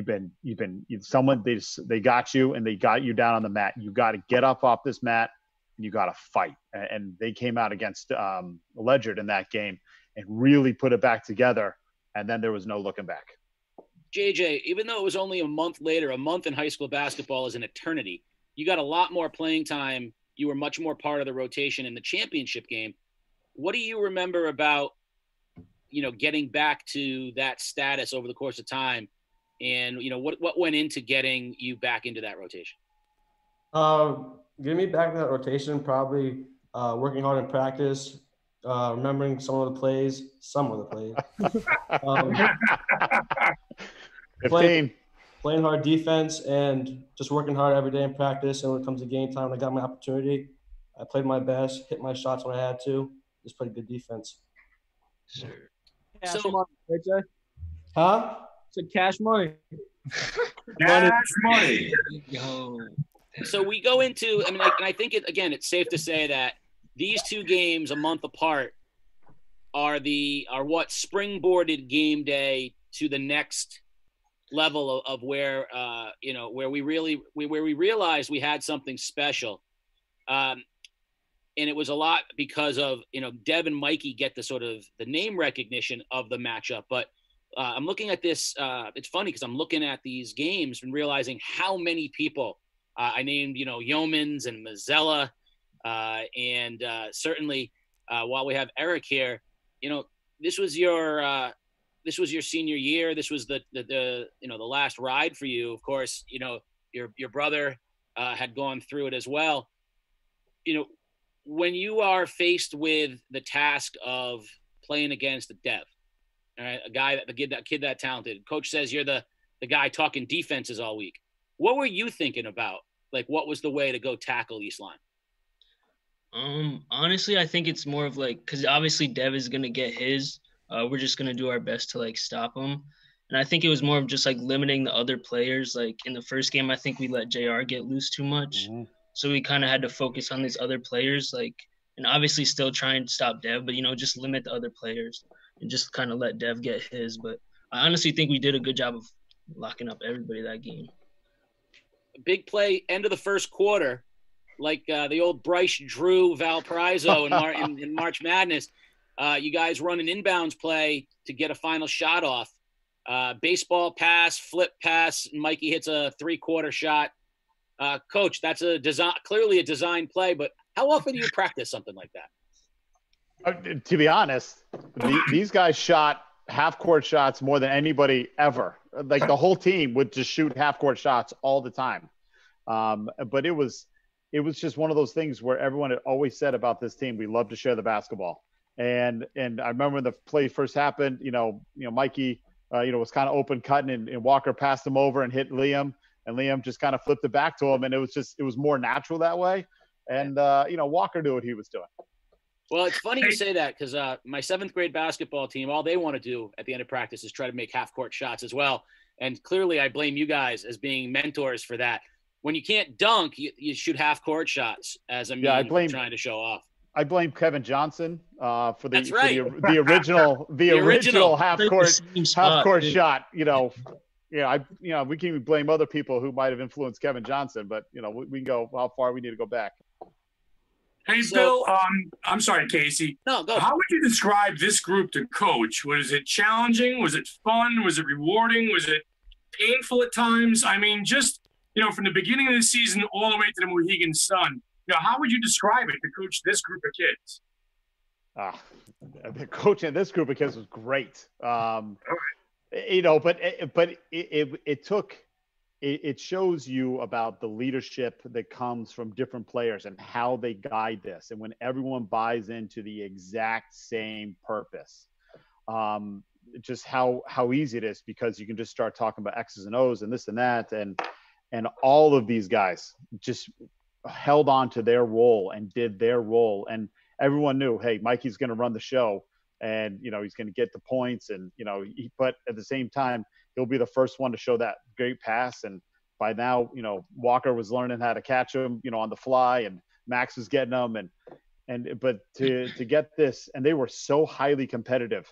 My assistant coach, Tim Lineberg, always kept reminding me, keep practice competitive. Every practice, we just competed and competed and competed.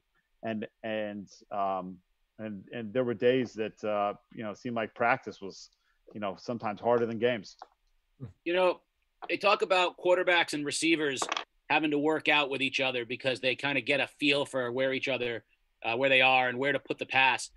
All of you can answer this question, but I'll start with Walk. I watch these games and I see those high screen and rolls, and every time I think I know when Mikey's going to pass the ball, it's out of his hands so fast. And it looked like in the first game that some of those passes were, we'll say, out of sync, either a little bit behind someone or a little bit ahead of somebody. I know Mikey knows where he wants the ball to go. So is it like that, Walk? Is it like a receiver and a quarterback where you kind of have to just get rep after rep to sort of know where the ball's going to be?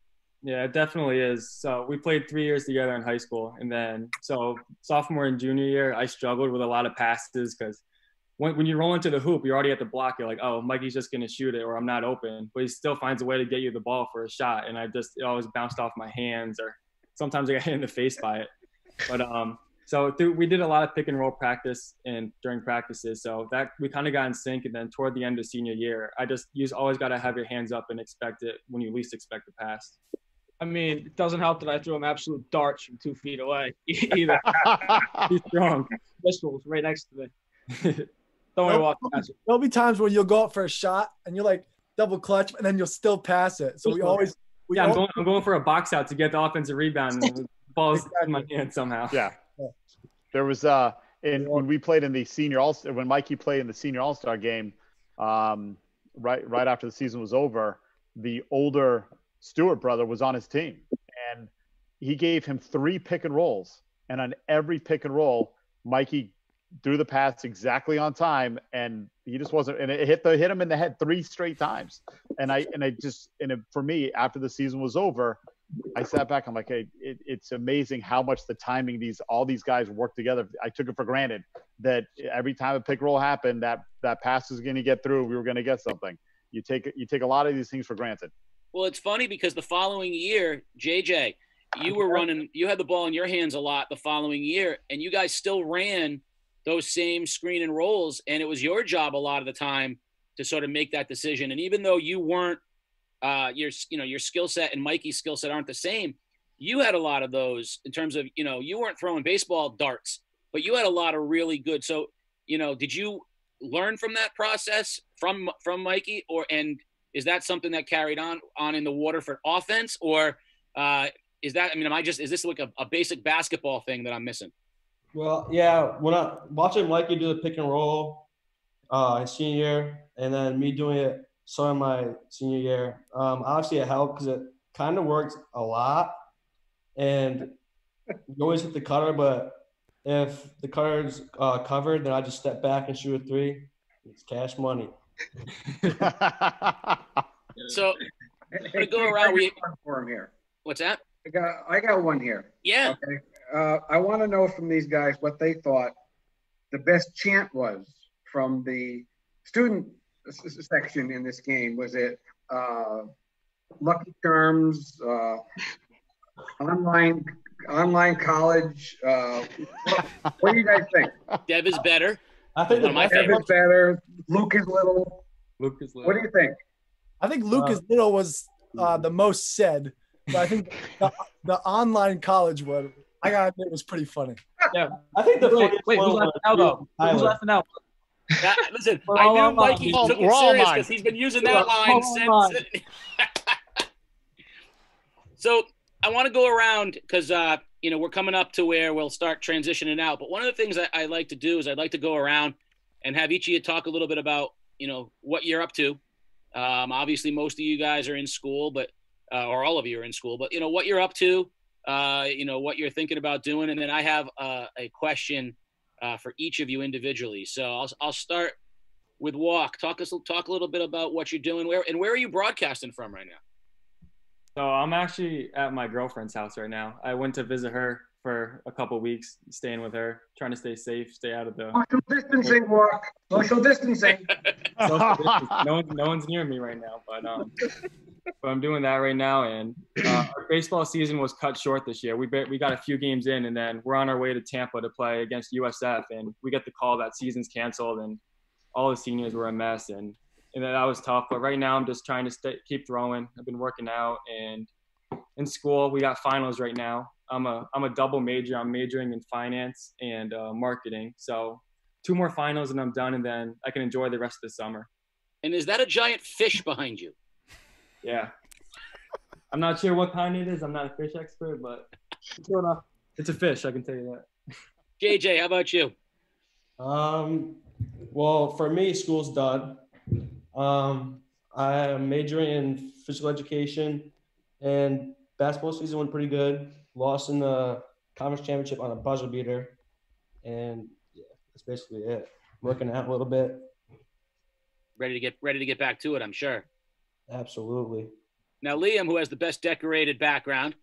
Sorry, Coach, but the Red Sox stuff in the background makes it all worthwhile. Liam, what's going on with you? All right. Yeah, I'm in my room right now, but I got 2 weeks left in school. I'm at Ithaca, sophomore. For basketball, we actually had a really good, successful year. Made the tournament and got a win in the tournament against Babson. But yeah, pretty much good. I've been working out in the house and just keeping busy, watching a lot of movies. Yeah, I hear that. How about you, E? Yeah, I'm home. We finished school today. My class is going on right now. I left to join this call. But yeah, I just been playing a lot of video games and stuff during this quarantine. B&J and 2K and stuff like that. So. Sure. And Mikey? Living life, hanging out, playing video games. My sleep schedule is absolutely I can't get it back to normal. I've accepted that, but I've been just chilling. I've been watching a lot of movies. Big movie guy now. Oh boy. Other than that, I'm going into my junior year. So we'll see what happens. Working out. All right. So which of the following 3 things, Mikey, is the toughest? A, playing against Den and Luke. B, having to show up at Philomena's after a game and put some time in the kitchen. Yep. Or C, battling the sports doctor and me. That's an obvious question. Can I get a harder question? Because it's C. Oh, no, okay, just as long as we're on the same page. Yeah. Only because you've never laughed so hard in your life watching the sports doctor chuck it. No, it was C because of the rim was like this. Listen, I did everything I could to stack the deck in that one, okay? Can I tell you a story about that? I was at college, and we're close with the girls' basketball team or whatever, and I'm in the other room. I walk in the living room, and I hear your voice, and I'm like, what's going on? Like, what? I was like, no way. There's like 15 people. They're watching the 2-on-1 thing, just laughing hysterically, and I was like, oh, my God. They watched Sports Doctor hit me with a behind the back. I was exposed. Well, it's true that, and I know that story's true because at the charity walk for Safe Futures at the mall, I showed up to walk, and there were a bunch of Southern New Hampshire players there laughing hysterically at me because, oh, that's the guy that got embarrassed by Mikey in the 2-on-1. So I do know that story is true. Definitely true. So Walk, you're working your way back to not being my least favorite Sutman. We've had that. So let me ask you a question. What team wins? Your team or the 19 team? I gotta say us. I think we got Mikey and Eric, of course, up top, but I'd say Max and I down low. If we'll get physical if we have to, and I feel like we can push around my brother and Ryan O'Connell a little bit. Yeah, but, what? Wow. Yeah, what? I'd like to play that when everything clears up. Maybe we can do a little rematch or something. What are Liam and JJ gonna just run both ways at all? No, me and Jay are on the 19 team. Our senior. Yeah, they year. can say 19. We'll put in Trevor. We got TP too. TP can hit some threes for us. All right, Liam, you get your rebuttal time. Who wins, 18 or 19? Oh, 19. Yes, sir. 19. I'm putting Jay in a box. No. Ignore me. You Clamped can't. up, I'll bro. give You're you getting 30. clamped up. I will give you 30. Imagine. I am glad. I'm going to say I am glad that we only lost one game in 2019, so we kind of have the edge on them. And we lost one game to like Ostrowski from 47 feet in double overtime. Like, what are you gonna do? Sold the bag. So Eric, Yeah. who's the best shooter in the Pinch family? Me? What? Yo. I see the confidence is the confidence is what I like. Right there. Right there is the reason why that team has a chance to beat the 19 team. Right there. It's the Pinch swag. If there's a reason that 19 loses, it's because the Pinch the kid doesn't know how to lose to anybody. That's why. When you have 30 on your head, I want to hear it. Coach, real quick, what's the difference between those two teams?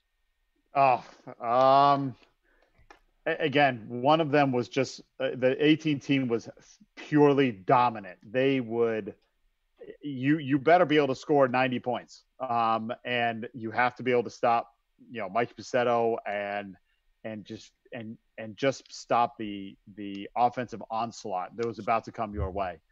The 19 team was very consistent and very disciplined, and they knew how to approach every team and expose their weaknesses. And that's what they did the entire season long. And they never stopped believing, down all these different points or this or that. And it was probably, they were just more consistent than the 18 team. Well, I'm going to ask Mikey tomorrow. So now, little known fact that the original Game Day broadcast team is me doing play-by-play and Mike DeMoro doing color. There you go. As we broadcast Chris Dunn They back fouled when he was a kid. They fouled out Dunn. Remember that? I do. I do. Not happy.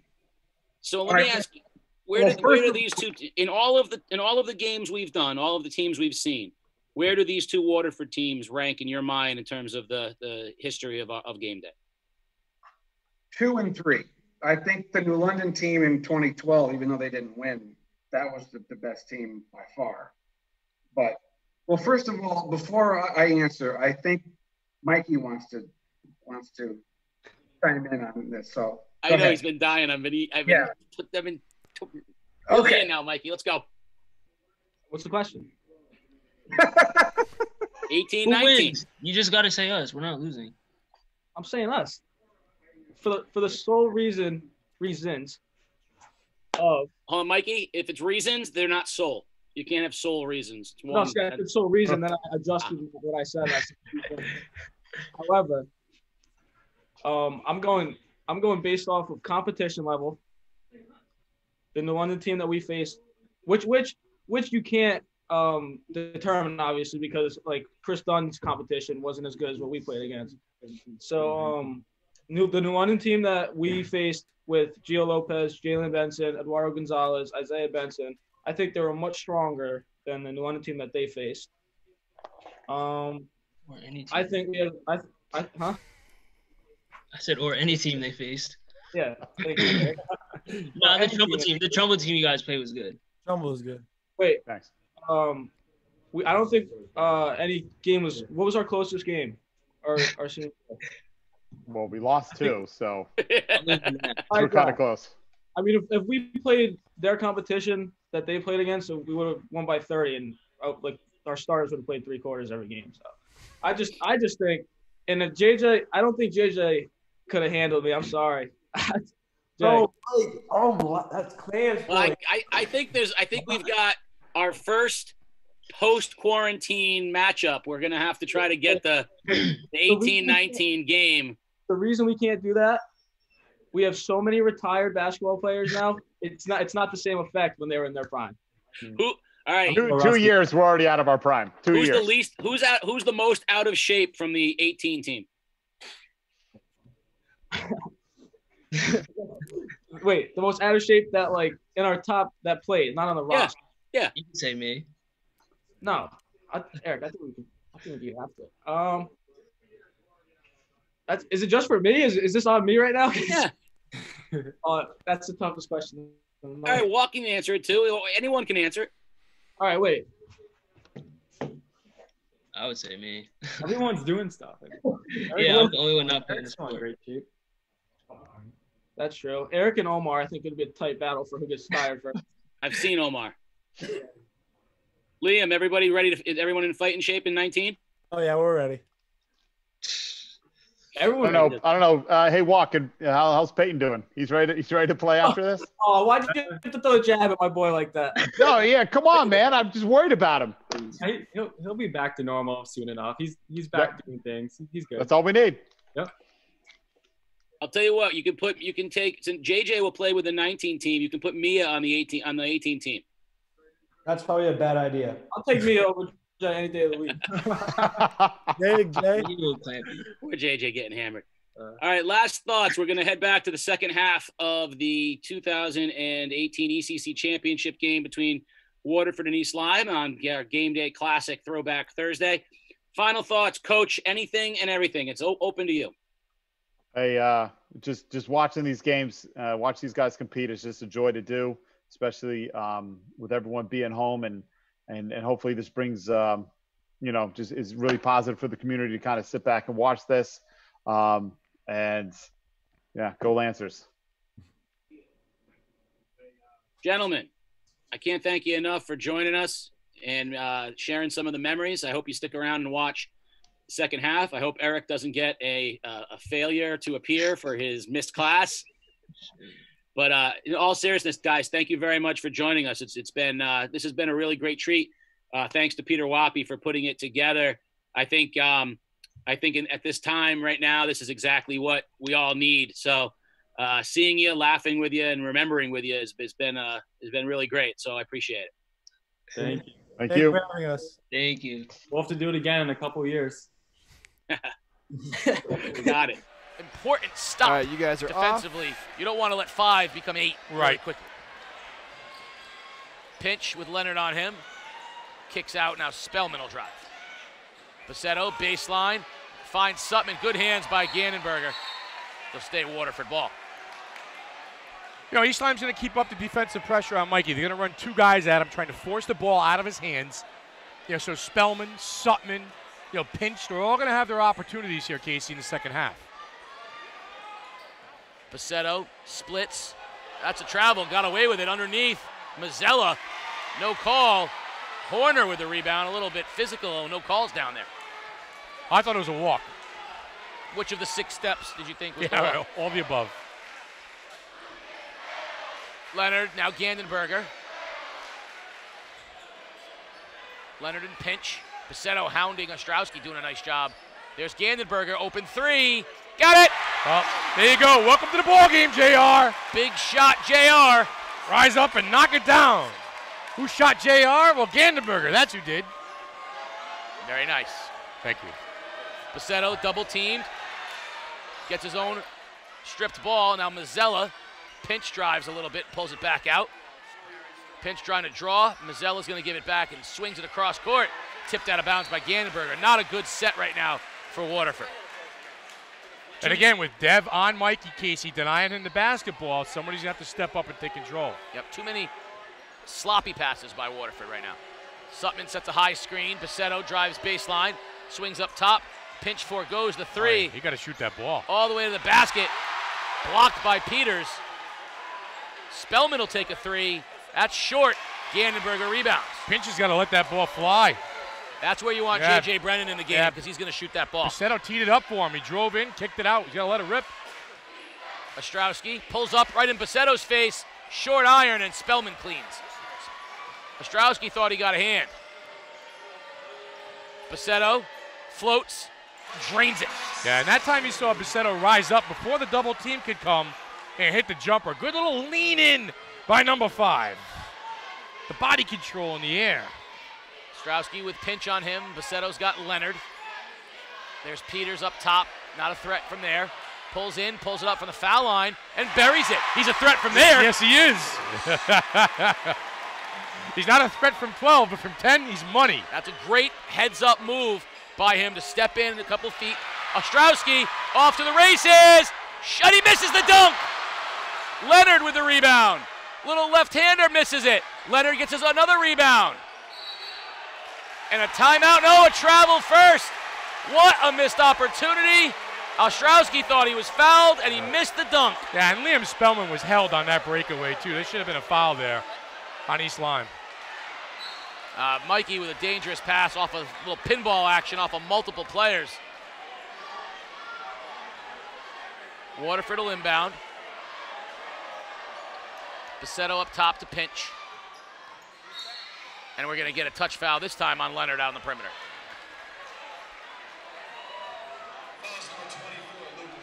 Okay. That's his first foul.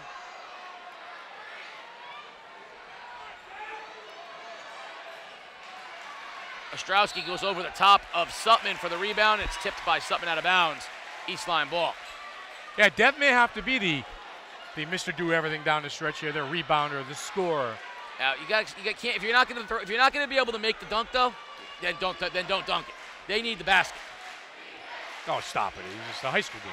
Well, they need the basket. Come on. What really? Would you rather have the 2 points or the dunk? The dunk. That's good. You're down 2 points. Good job. You lose all day. Gandenberger 3. We'll take that instead. We're up 1 right now, Casey O'Neill. JR, the sharpshooter. Spellman the other way. The lean, the basket. No. The charge instead.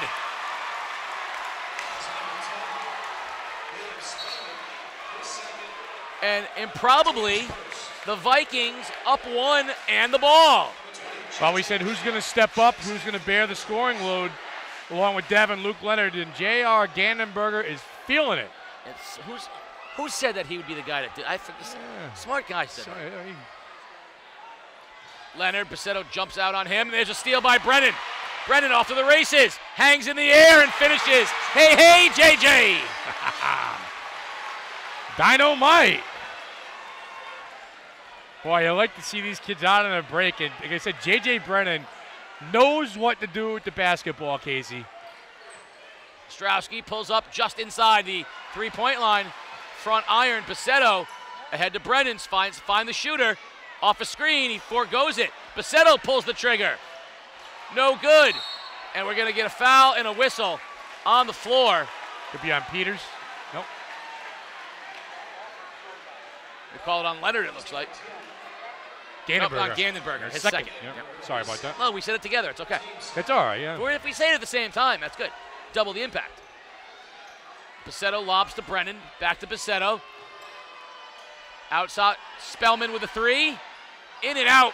And Leonard pulls down the rebound. He's had some good looks at it, Casey. He just can't knock that 3-ball down, Liam Spellman. Gandenberger fakes the 3. Inside it goes to Horner. Back to Gandenberger. Pump fake. And Ostrowski. He'll drive all the way to the basket. Floats and draws the foul. Hung in the air and gets to the line. Yeah, and because of his ability to hang in the air, he actually got bailed out with a call there. Kind of did a little scoop shot. Will get himself to the line to shoot 2. So, during the first half, there was a time when it looked like East Lyme might just get blown off the court. But suddenly, just like that, they have a 1-point lead, a 1-point deficit. Ostrowski barely hits the rim on the foul. He's a little tired. I think he might be a little tired right now. Shooting to the sea of blue is Dev Ostrowski. Take a look at this, folks. Got it. Now, Omar Rahman with his first action of the game, not 100% with an ankle injury. Let's see if he gets the assignment of trying to guard Ostrowski.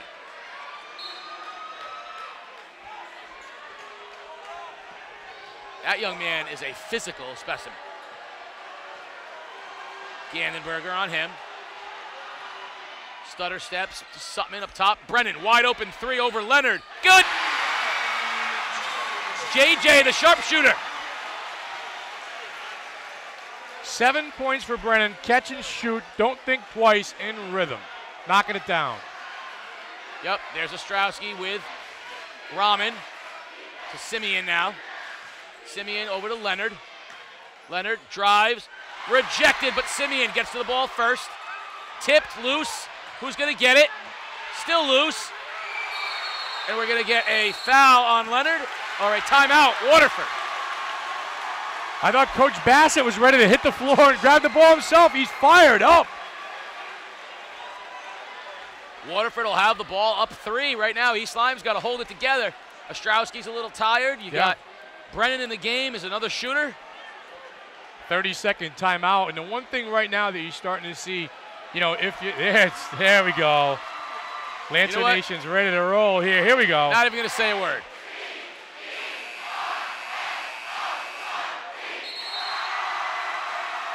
Took the words right out of my mouth, didn't he? Now, what you're seeing right now, too, Casey, is, you know, with East Lyme doubling Mikey, trying to force the ball out of his hands, Waterford's got shooters in the ball game. You know, Brennan can light it up, and that's what he's there for. Sag on the three-point line, catch and shoot, don't think, knock him down. Let's see what Waterford draws up coming out of the timeout. Brennan's going to set a screen for Buscetto, gets it back, shoots the 3, short, and Leonard tracks it down. Simple two-man basketball, though. I like the call, I like the look, just a little short. Buscetto with Ostrowski, gets him to pull up his dribble. Now Leonard with Brennan on him. Peters, we don't know, no threat from there. Pulls up from the foul line. We know he's a threat from there. Deja vu. Take that, Casey O'Neill. He's going to be shooting three-pointers by the end of the game, my friend. Buscetto kicks. Brennan, open look, corner. Ew, he doesn't get it to go. A nice box out that time by Simeon. Lets Ostrowski get the rebound. Drive, strip from behind. Buscetto ahead of the pack. Rahman we're gonna get a no foul. Rahman that ankle not healthy, couldn't get to the ball. Finds a cutting Sutman for the layup. He can pass it though. Omar says I might be able to run, but I can look. Be productive, walk. Get your hands ready, son. For 2. Ostrowski saves it to Leonard. In the corner, Gandenberger for 3, short, in and out. Peters outworks Buscetto, and they're going to keep it here. That was a good look from Gandenberger. Yeah, good shot, good release. Front rimmed it a little bit. He's got a few more of those left in him. We've got a ball game here. It's a barn burner now. Peters grabs it. It's loose. Buscetto comes out of it. Gets it to Rahman. Rahman in the corner. 3 ball. Brennan. Short. Leonard out of the pack. Has Ostrowski. Buscetto picks it off. They are letting him play. Buscetto hangs in the air. No call. They are letting him play here at the X. Getting physical, getting chippy, getting tight, getting hot. Down and dirty.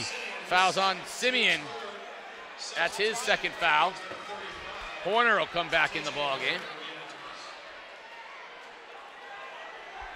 Buscetto will inbound, finds Rahman, and we're going to get a foul on Gandenberger. Great position from Omar Rahman. All that contact going on, they're going to call that one. A tough one there on Gandenberger. Was this his 3rd? Yeah, 3rd personal on JR. Got to leave him in the game, though. You can't take him out. Rahman will shoot 2.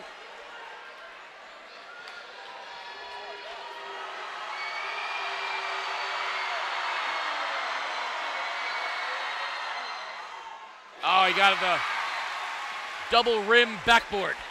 You call that. That's one of those Larry Bird. Off the front of the rim, the back of the rim, the front of the rim, the scoreboard. Playing for McDonald's. Playing for the Big Mac, Michael Jordan. Right. Second one, back iron. Simeon bounces it off the foot of Rahman. Oh, I don't think so. I think they got that one wrong. And Rahman's struggling. He's got to come out of the game. He just checked. Still Coach Bassett. I think Waterford got lucky there. I think that went off of a Waterford leg, but Brennan will inbound. Buscetto to pinch now. Pinch shakes Mengi. Sutman, Pinch goes baseline, tries to find Sutman, and he gets the foul on Leonard. Again, Walker Sutman making himself available, Casey, and you know how much he's improved this year from last year as far as having ready hands, getting himself in position to at least make a play. Walker Sutman works very hard in the offseason. Big, strong kid now, ready to deliver. Knocks the first one down, important free throws. And just like that, it's back to a 5-point game, right where we were at the half. Ran to Walker Sutman at Planet Fitness the other night. He was, after practice, he's in there lifting weights. I said, didn't get enough at the gym, we're practicing with the team. He's like, listen, doctor, I got to get my own workout on. There's a big championship game coming up. That's a dedication. Gannenberger swings it to Ostrowski. Now Leonard, they want Horner in the post, up top Simeon. Ostrowski with Buscetto on him. Crosses over, and they're going to say it's off of Ostrowski. Good defense from Buscetto. Yeah, Deptoni got hit. Deptoni got hit in the inside part of the hand. He showed afterwards. Yeah, that's a senior guard, though. That's Mikey Buscetto playing defense, using whatever he can to his advantage. Just going to harass him a little bit. You know, push him off his mark, make him feel uncomfortable on the perimeter. A defender does his job, Casey, when the offensive player is retreating. Buscetto drives, hangs in the air, floats, and he'll go to the line to shoot 2. Coach Bernardi looking for a charge on that.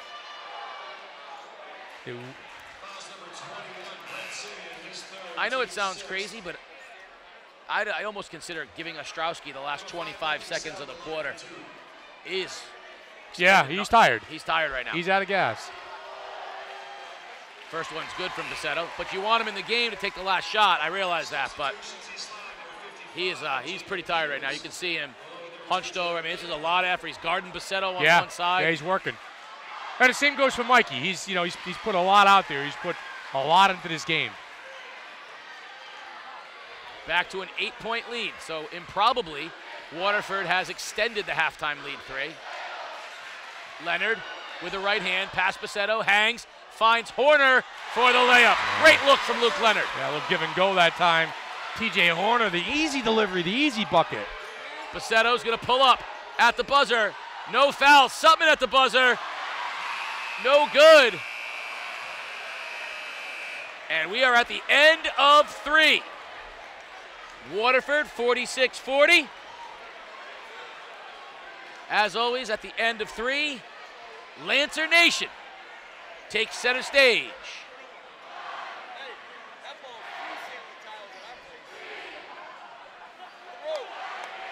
Here come the cheerleaders. The Division II champion Waterford High School cheerleaders. And here we go, Lancer Nation.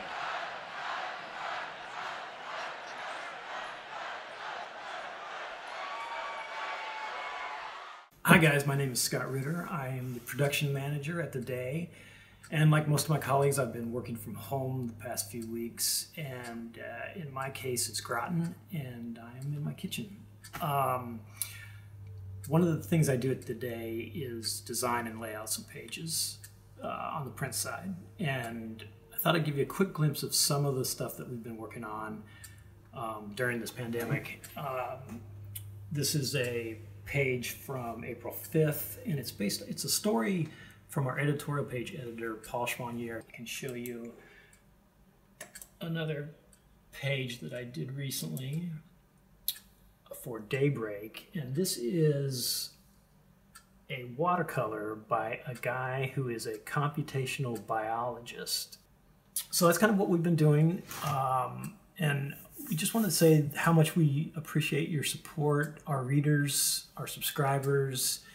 Our COVID stories are free online as a public service, and we are working extremely hard to bring you all the information that we can, accurately, timely, and we, again, tremendously appreciate your support. Thanks. Well, fourth quarter time is winning time, Casey O'Neill. We're 8 minutes away from crowning a new ECC champion, led to defending champs. 46-40, Waterford leads. And it's a big-time atmosphere here at the X. Timeout's not an issue right now. 4 for East Lyme, 3 for Waterford as we head down the stretch. Gannenberger finds cutting Ostrowski.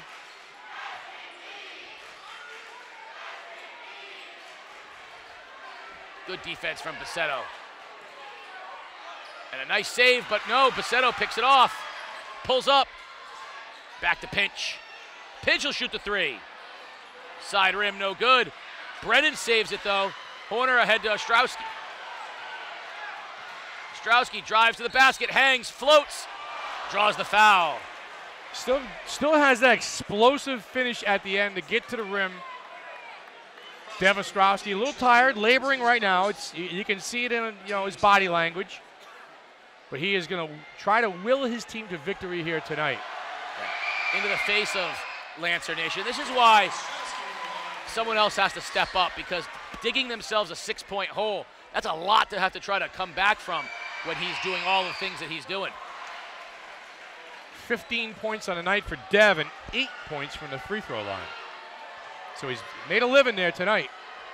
Feels like he's got more points than that too. Yeah, it's Buscetto, long 3, got it! Mikey, I like it! Boom! From the parking lot, Mikey Buscetto. Leonard drives, hangs in the air, back iron, no good, ball tipped, and Yeomans comes down with a rebound. 8-point Waterford lead.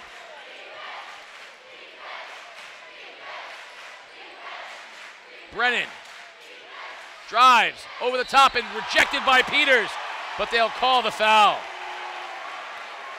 Every time down for Waterford now, what you're seeing is a little 2-man basketball between Brennan and Buscetto.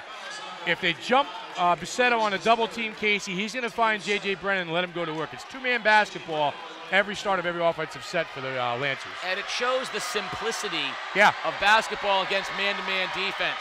You don't have to do intricate plays. No. It's recognition and the ability to do the things that Mikey and J.J. can do, which is knock down shots. Right. Well, if you're going to cover one shooter, we'll get another one that's uncovered. One more for Brennan into Viking Valley. And you know what it is too, Casey? It's trust. It's trust out there between Buscetto and Brennan. He trusts his teammate now. And JJ's earned that trust throughout the course of the year. Hard to believe a 10-point lead just like that again for Waterford. And Waterford's back into that 1-2-2 matchup zone. Yep, Leonard now going to take the control up top with Pinch on him.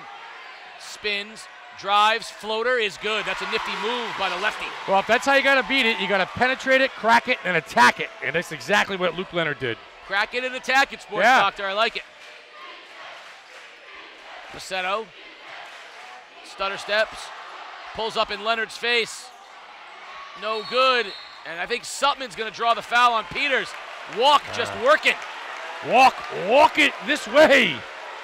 Big fella.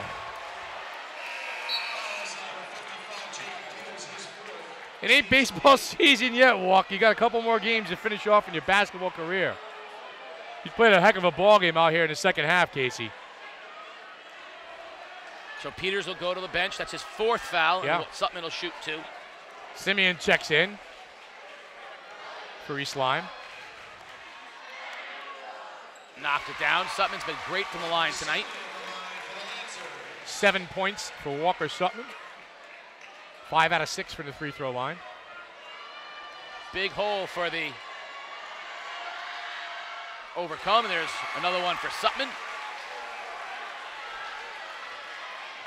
East Lyme's going to have to make a move. They're going to have to try to get this to under double digits, Casey. 8-6 with about 4 minutes to go. All the way to the basket. Ostrowski, no good. Sutman cleans it up. And Buscetto. Ostrowski pulls up the defense on him. Gets a screen. You see 2-man basketball again. That time Dev stayed with JJ. And they like this matchup. Buscetto with Leonard on him. Here it comes. They switch so that Dev can be back on Mikey. Gotta watch a 5-second call here. Double screen. Buscetto, far corner. Brennan, 3. Good! Boy, hey, JJ! If that's not trusting your teammate and knowing where he's going to be, I don't know what is. Mikey Buscetto played that one to a T. Leonard back to Horner. Back to Simeon now. East Lyme looks a little out of sorts. Horner to the basket up top. Ostrowski. They have not gotten a good look yet. Ostrowski to the basket. High floater. No good. Yeomans with the rebound. Waterford taking control. And no rush right now, too. And no rush. Up 13 with 4.5 to go. Buscetto loses Ostrowski. Sutton in position and draws the foul. Nice work, walk. Oh, he's having fun out there, isn't he? See the little grin on his face? He said, I always had the and one. That's that work in the gym. Yeah. Pumping iron with the sports doctor. We said it in the open. These kids, they put the work in. The sprints, the shots, the weightlifting. They do it all. He's in there benching 225. I walk in there and I'm putting up 350. $3.50. And I got that in my pocket, too. You buying a soda? Buying a vitamin water. Yeah, $3.50, it sounds about right. One more for Walker Sutton. Misses that one. Simeon dribbles it off his foot. Terrible break for East Lyme. Yeah, and Liam Spellman, a hustle play there, a little sports doctor point. And right Heads now, up. believe it or not, there are some folks starting to stir, thinking that I'm almost time to head to the exit. Spellman, turnaround, short. Gandenberger, and out of the pack comes Ostrowski. He's 2-on-1 with Leonard. There he gives to Leonard. Fouled by Brennan. That's a good foul by J.J. Brennan. Good foul, good hard foul. It's championship basketball. Two competitors going at it. Absolutely. And they'll see more of each other next year. They'll be right back at it. Yeah. Leonard will shoot two. I like the fact that, Brennan didn't give up the basket either. You know what I'm saying? You're going to have to earn both of them from the free throw line. He didn't let him score the basket and get the and one. That's a good foul. Opportunity for us to see the highest arcing free throws in the ECC. Yeah. Luke Leonard threatens the roof of the X every time he lets one go. A little Robin Parrish style there. Chief. High floater hanging in the air. Second one is up. And back iron, no good, but nice hustle by Gandenberger. Leonard pump fakes. He drives. Finds Simeon. Back to Ostrowski. And he'll get fouled on the perimeter by Buscetto. Good call. Good call. Mikey's staring it down, but he knows it. Dev had him beat. He had 2 steps on him. It's hard not to jump the three-point line when Dev is out there. And that's that dual threat player that, triple threat stance. Pass, shoot, or take it to the rim. Gandenberger, nice inbounds pass, but now Leonard will run it. East Lyme desperately needs a basket, get this thing back into single digits.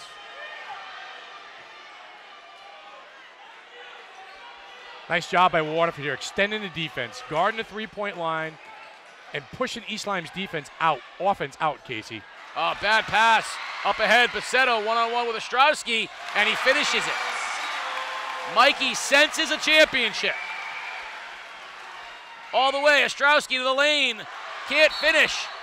And we're going to get a foul as Horner was heading for the rebound. I got Buscetto right now, unofficially 21 points in the ball game, the leading scorer. Doing a little bit of everything out there. 3-pointers, 2-pointers. Great passer, facilitating the offense, finding the open man.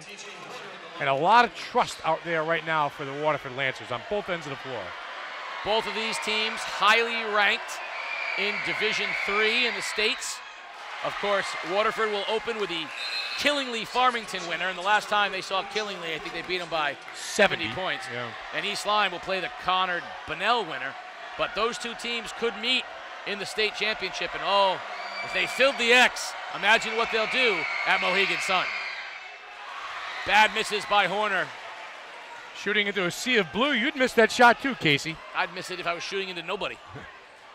Can't shoot anymore, Sports Doctor. Pull up, Buscetto, no good. And out of bounds, it'll be Viking basketball. Down 14, hard to believe. Waterford has just seized control of this game and is pulling away. Winners of 10 straight coming into this game, the Lancers. They got through a tough part of their schedule against East Lyme, against New London, middle of the season, and they haven't looked back, and they're on a revenge tour right now. Someone's got to shoot the basketball. There's a three by Ostrowski, short. out of the pack. Who's got it? Brennan. And a great defensive set by Waterford. This zone is really causing East Lyme fits.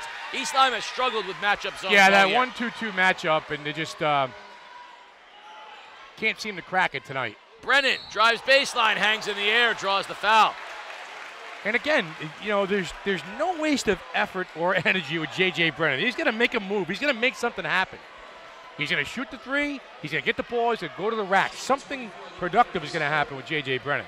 Now, listen, he may turn the ball over a time or two, but at least you know he's going to do something moving to the basket.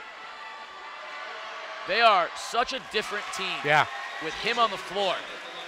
When Omar Rahman's on the floor, they're maybe a little bigger, more physical, maybe a little more defensive-minded, but they become a impossible team to defend when Brennan's on the floor. Yeah, very tough. And you throw in Pinch as well, who can knock down a three-point shot. You know, obviously, Walker Sutman doing some work, Liam Spellman, Casey. Yeah, I agree.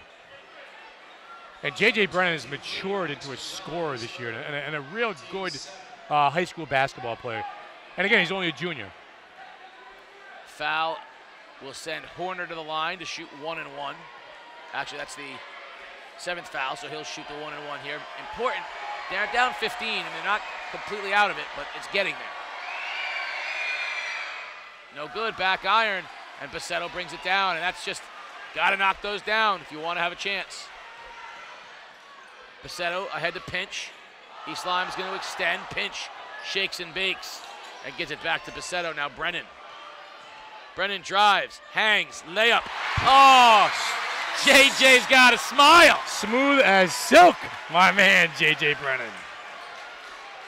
Ostrowski, pull-up three-pointer, in and out. Simeon goes up, but Yeomans steals it from him, and they try to get it back to Buscetto, but Horner tips it out of bounds. You know, the great shots and the great images all year long of Game Day Casey. Quick shout out to, you know, just want to give the guys in the camera crew a little love right now. Connor Kelly, Tim Cook, Carlos Vierhen. These guys, long hours, bringing you these tremendous shots of these crowds and the action.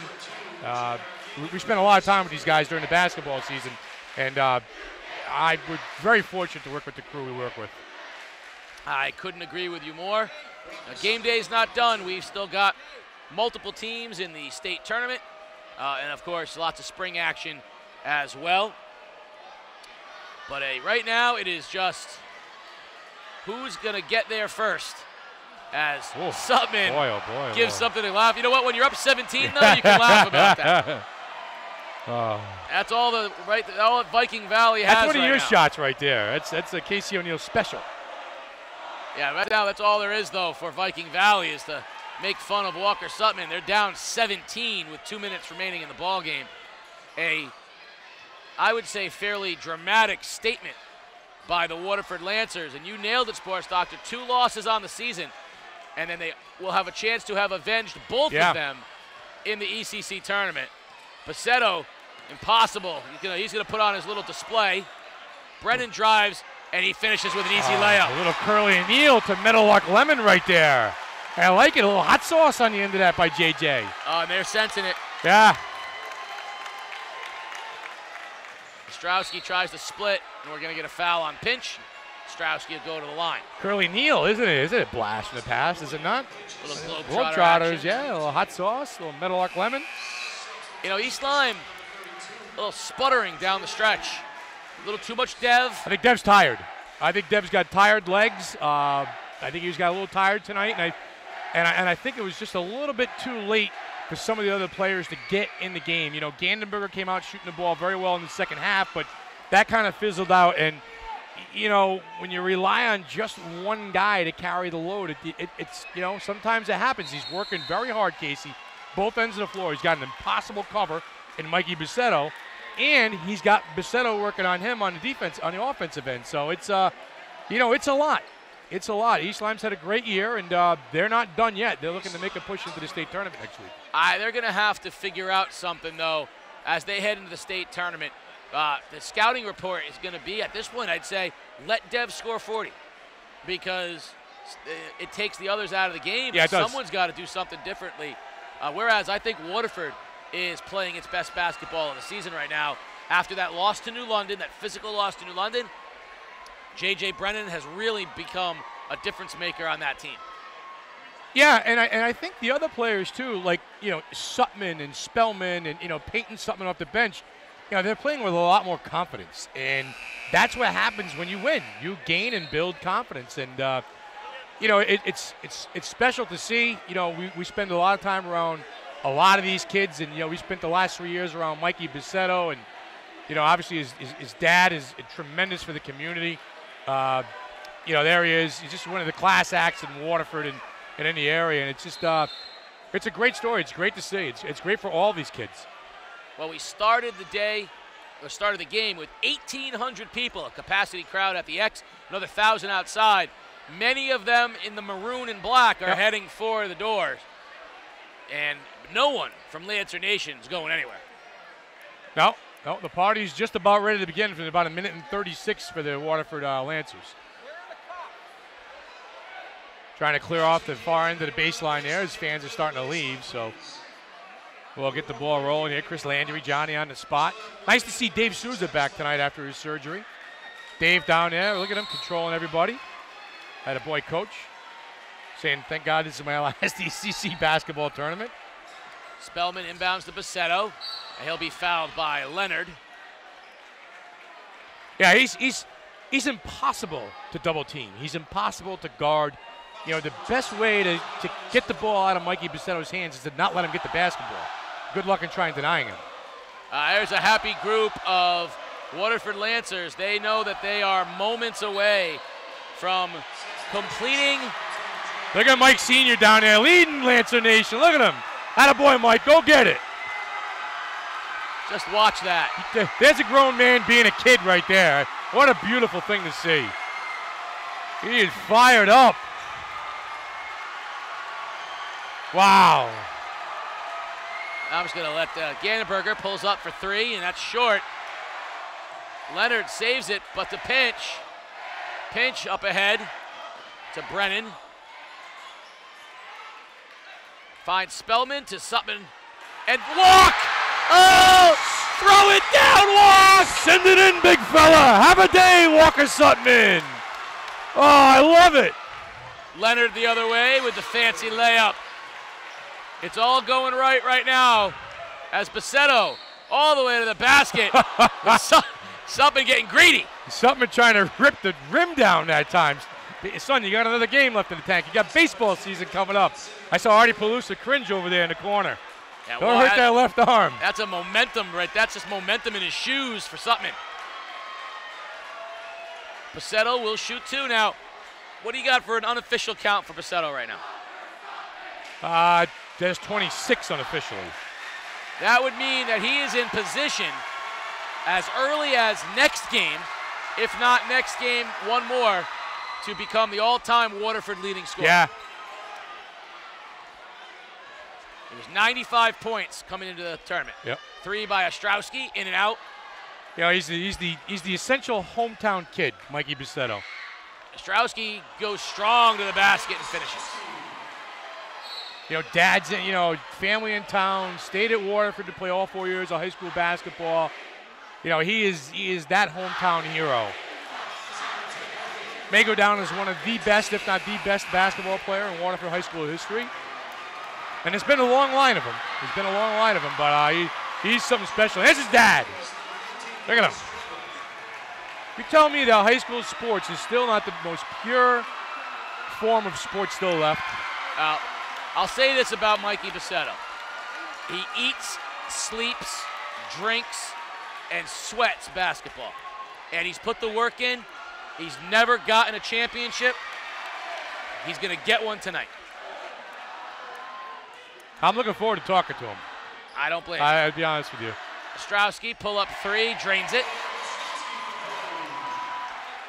And the clock is ticking down. East Lyme's going to hopefully not foul. Just let them run the clock out. Fittingly, the ball in Buscetto's hands. And how fitting is that? Mikey Buscetto wants Lancer Nation to get ready for three. Ball goes up.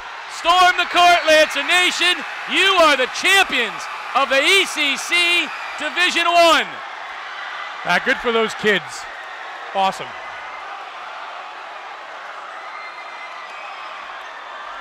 sometimes it speaks for itself.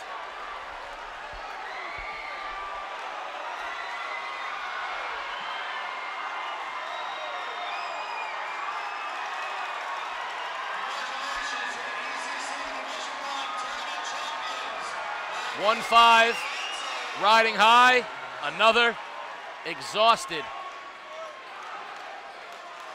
Tremendous stuff here at the X. Wow. I had goosebumps. I mean, this is, listen, folks, you do high school sports because you love it. And that's why I love it. Tremendous. That was a home crowd recognizing that it had a special kid who had worked 4 years to bring them a championship. They got one tonight, and that reaction was priceless. And my hearts go out to Jeff Bernardi and the East Lyme Vikings. Casey, they had a heck of a year. Just wasn't their night tonight. I'm sure there's going to be many more for that class bunch over there. Well, next year they'll have Ostrowski and Leonard and Peters and Horner. They'll all be back, and they will be heavy favorites to be a leading team in the ECC again. But tonight belongs to those who bleed blue. We're about to announce the Division I All-Tournament team. And then, of course, post-game interviews with Coach Bill Bassett and his championship Waterford Lancers as they brought home a championship here at the X, 69-53 over the East Lyme Vikings. A cathartic win for Waterford. Mikey Buscetto and company finally getting over the hot top, and I'll bring in Mike tomorrow of the day and try to put in perspective, Mike, what this win means for me. This is a team this is a program, they've won a state championship, but something feels very important about this win. Well, Case, they had never won an ECC tournament before, and you know, there's just something about being able to win it on your home floor against your arch rival who had beaten you on your home floor a couple of months ago. And, you know, you do it in this kind of an atmosphere. I mean, we thought the last game that they played here was the loudest that we ever heard it. That was nothing compared to this. No, I've never seen two student sections packed to the gills quite like this. I've also never seen a crowd hoist their player up onto their shoulders. I mean, there's something special about Mikey. Oh, he's a once in a lifetime. Once in a lifetime. And, you know, I think there's 1,800 people in here or most that are sure, you know, he could have gone to prep school this year. Boy, they're sure glad he stayed now. They are that. We are about to announce the all-tournament team for Division I. I'm willing to bet that I can name at least two of them. Yeah. Luke Leonard. Luke Leonard, the junior guard from East Lyme. You got to know him all year long as Robin of the Batman and Robin duo of East Lyme. Also from East Lyme, Batman. Number 5, Dev Ostrowski. He did it all, not enough to win a championship, but made a memorable impact on the ECC tournament. Look at the crowd. They love their angry leprechaun. Walker Sutman. The nicest kid who ever lived. Absolutely right. And J.J. Brennan. In my opinion, the difference in this Waterford team no question. Over the last 12 games. And your MVP. Let's just listen to the crowd.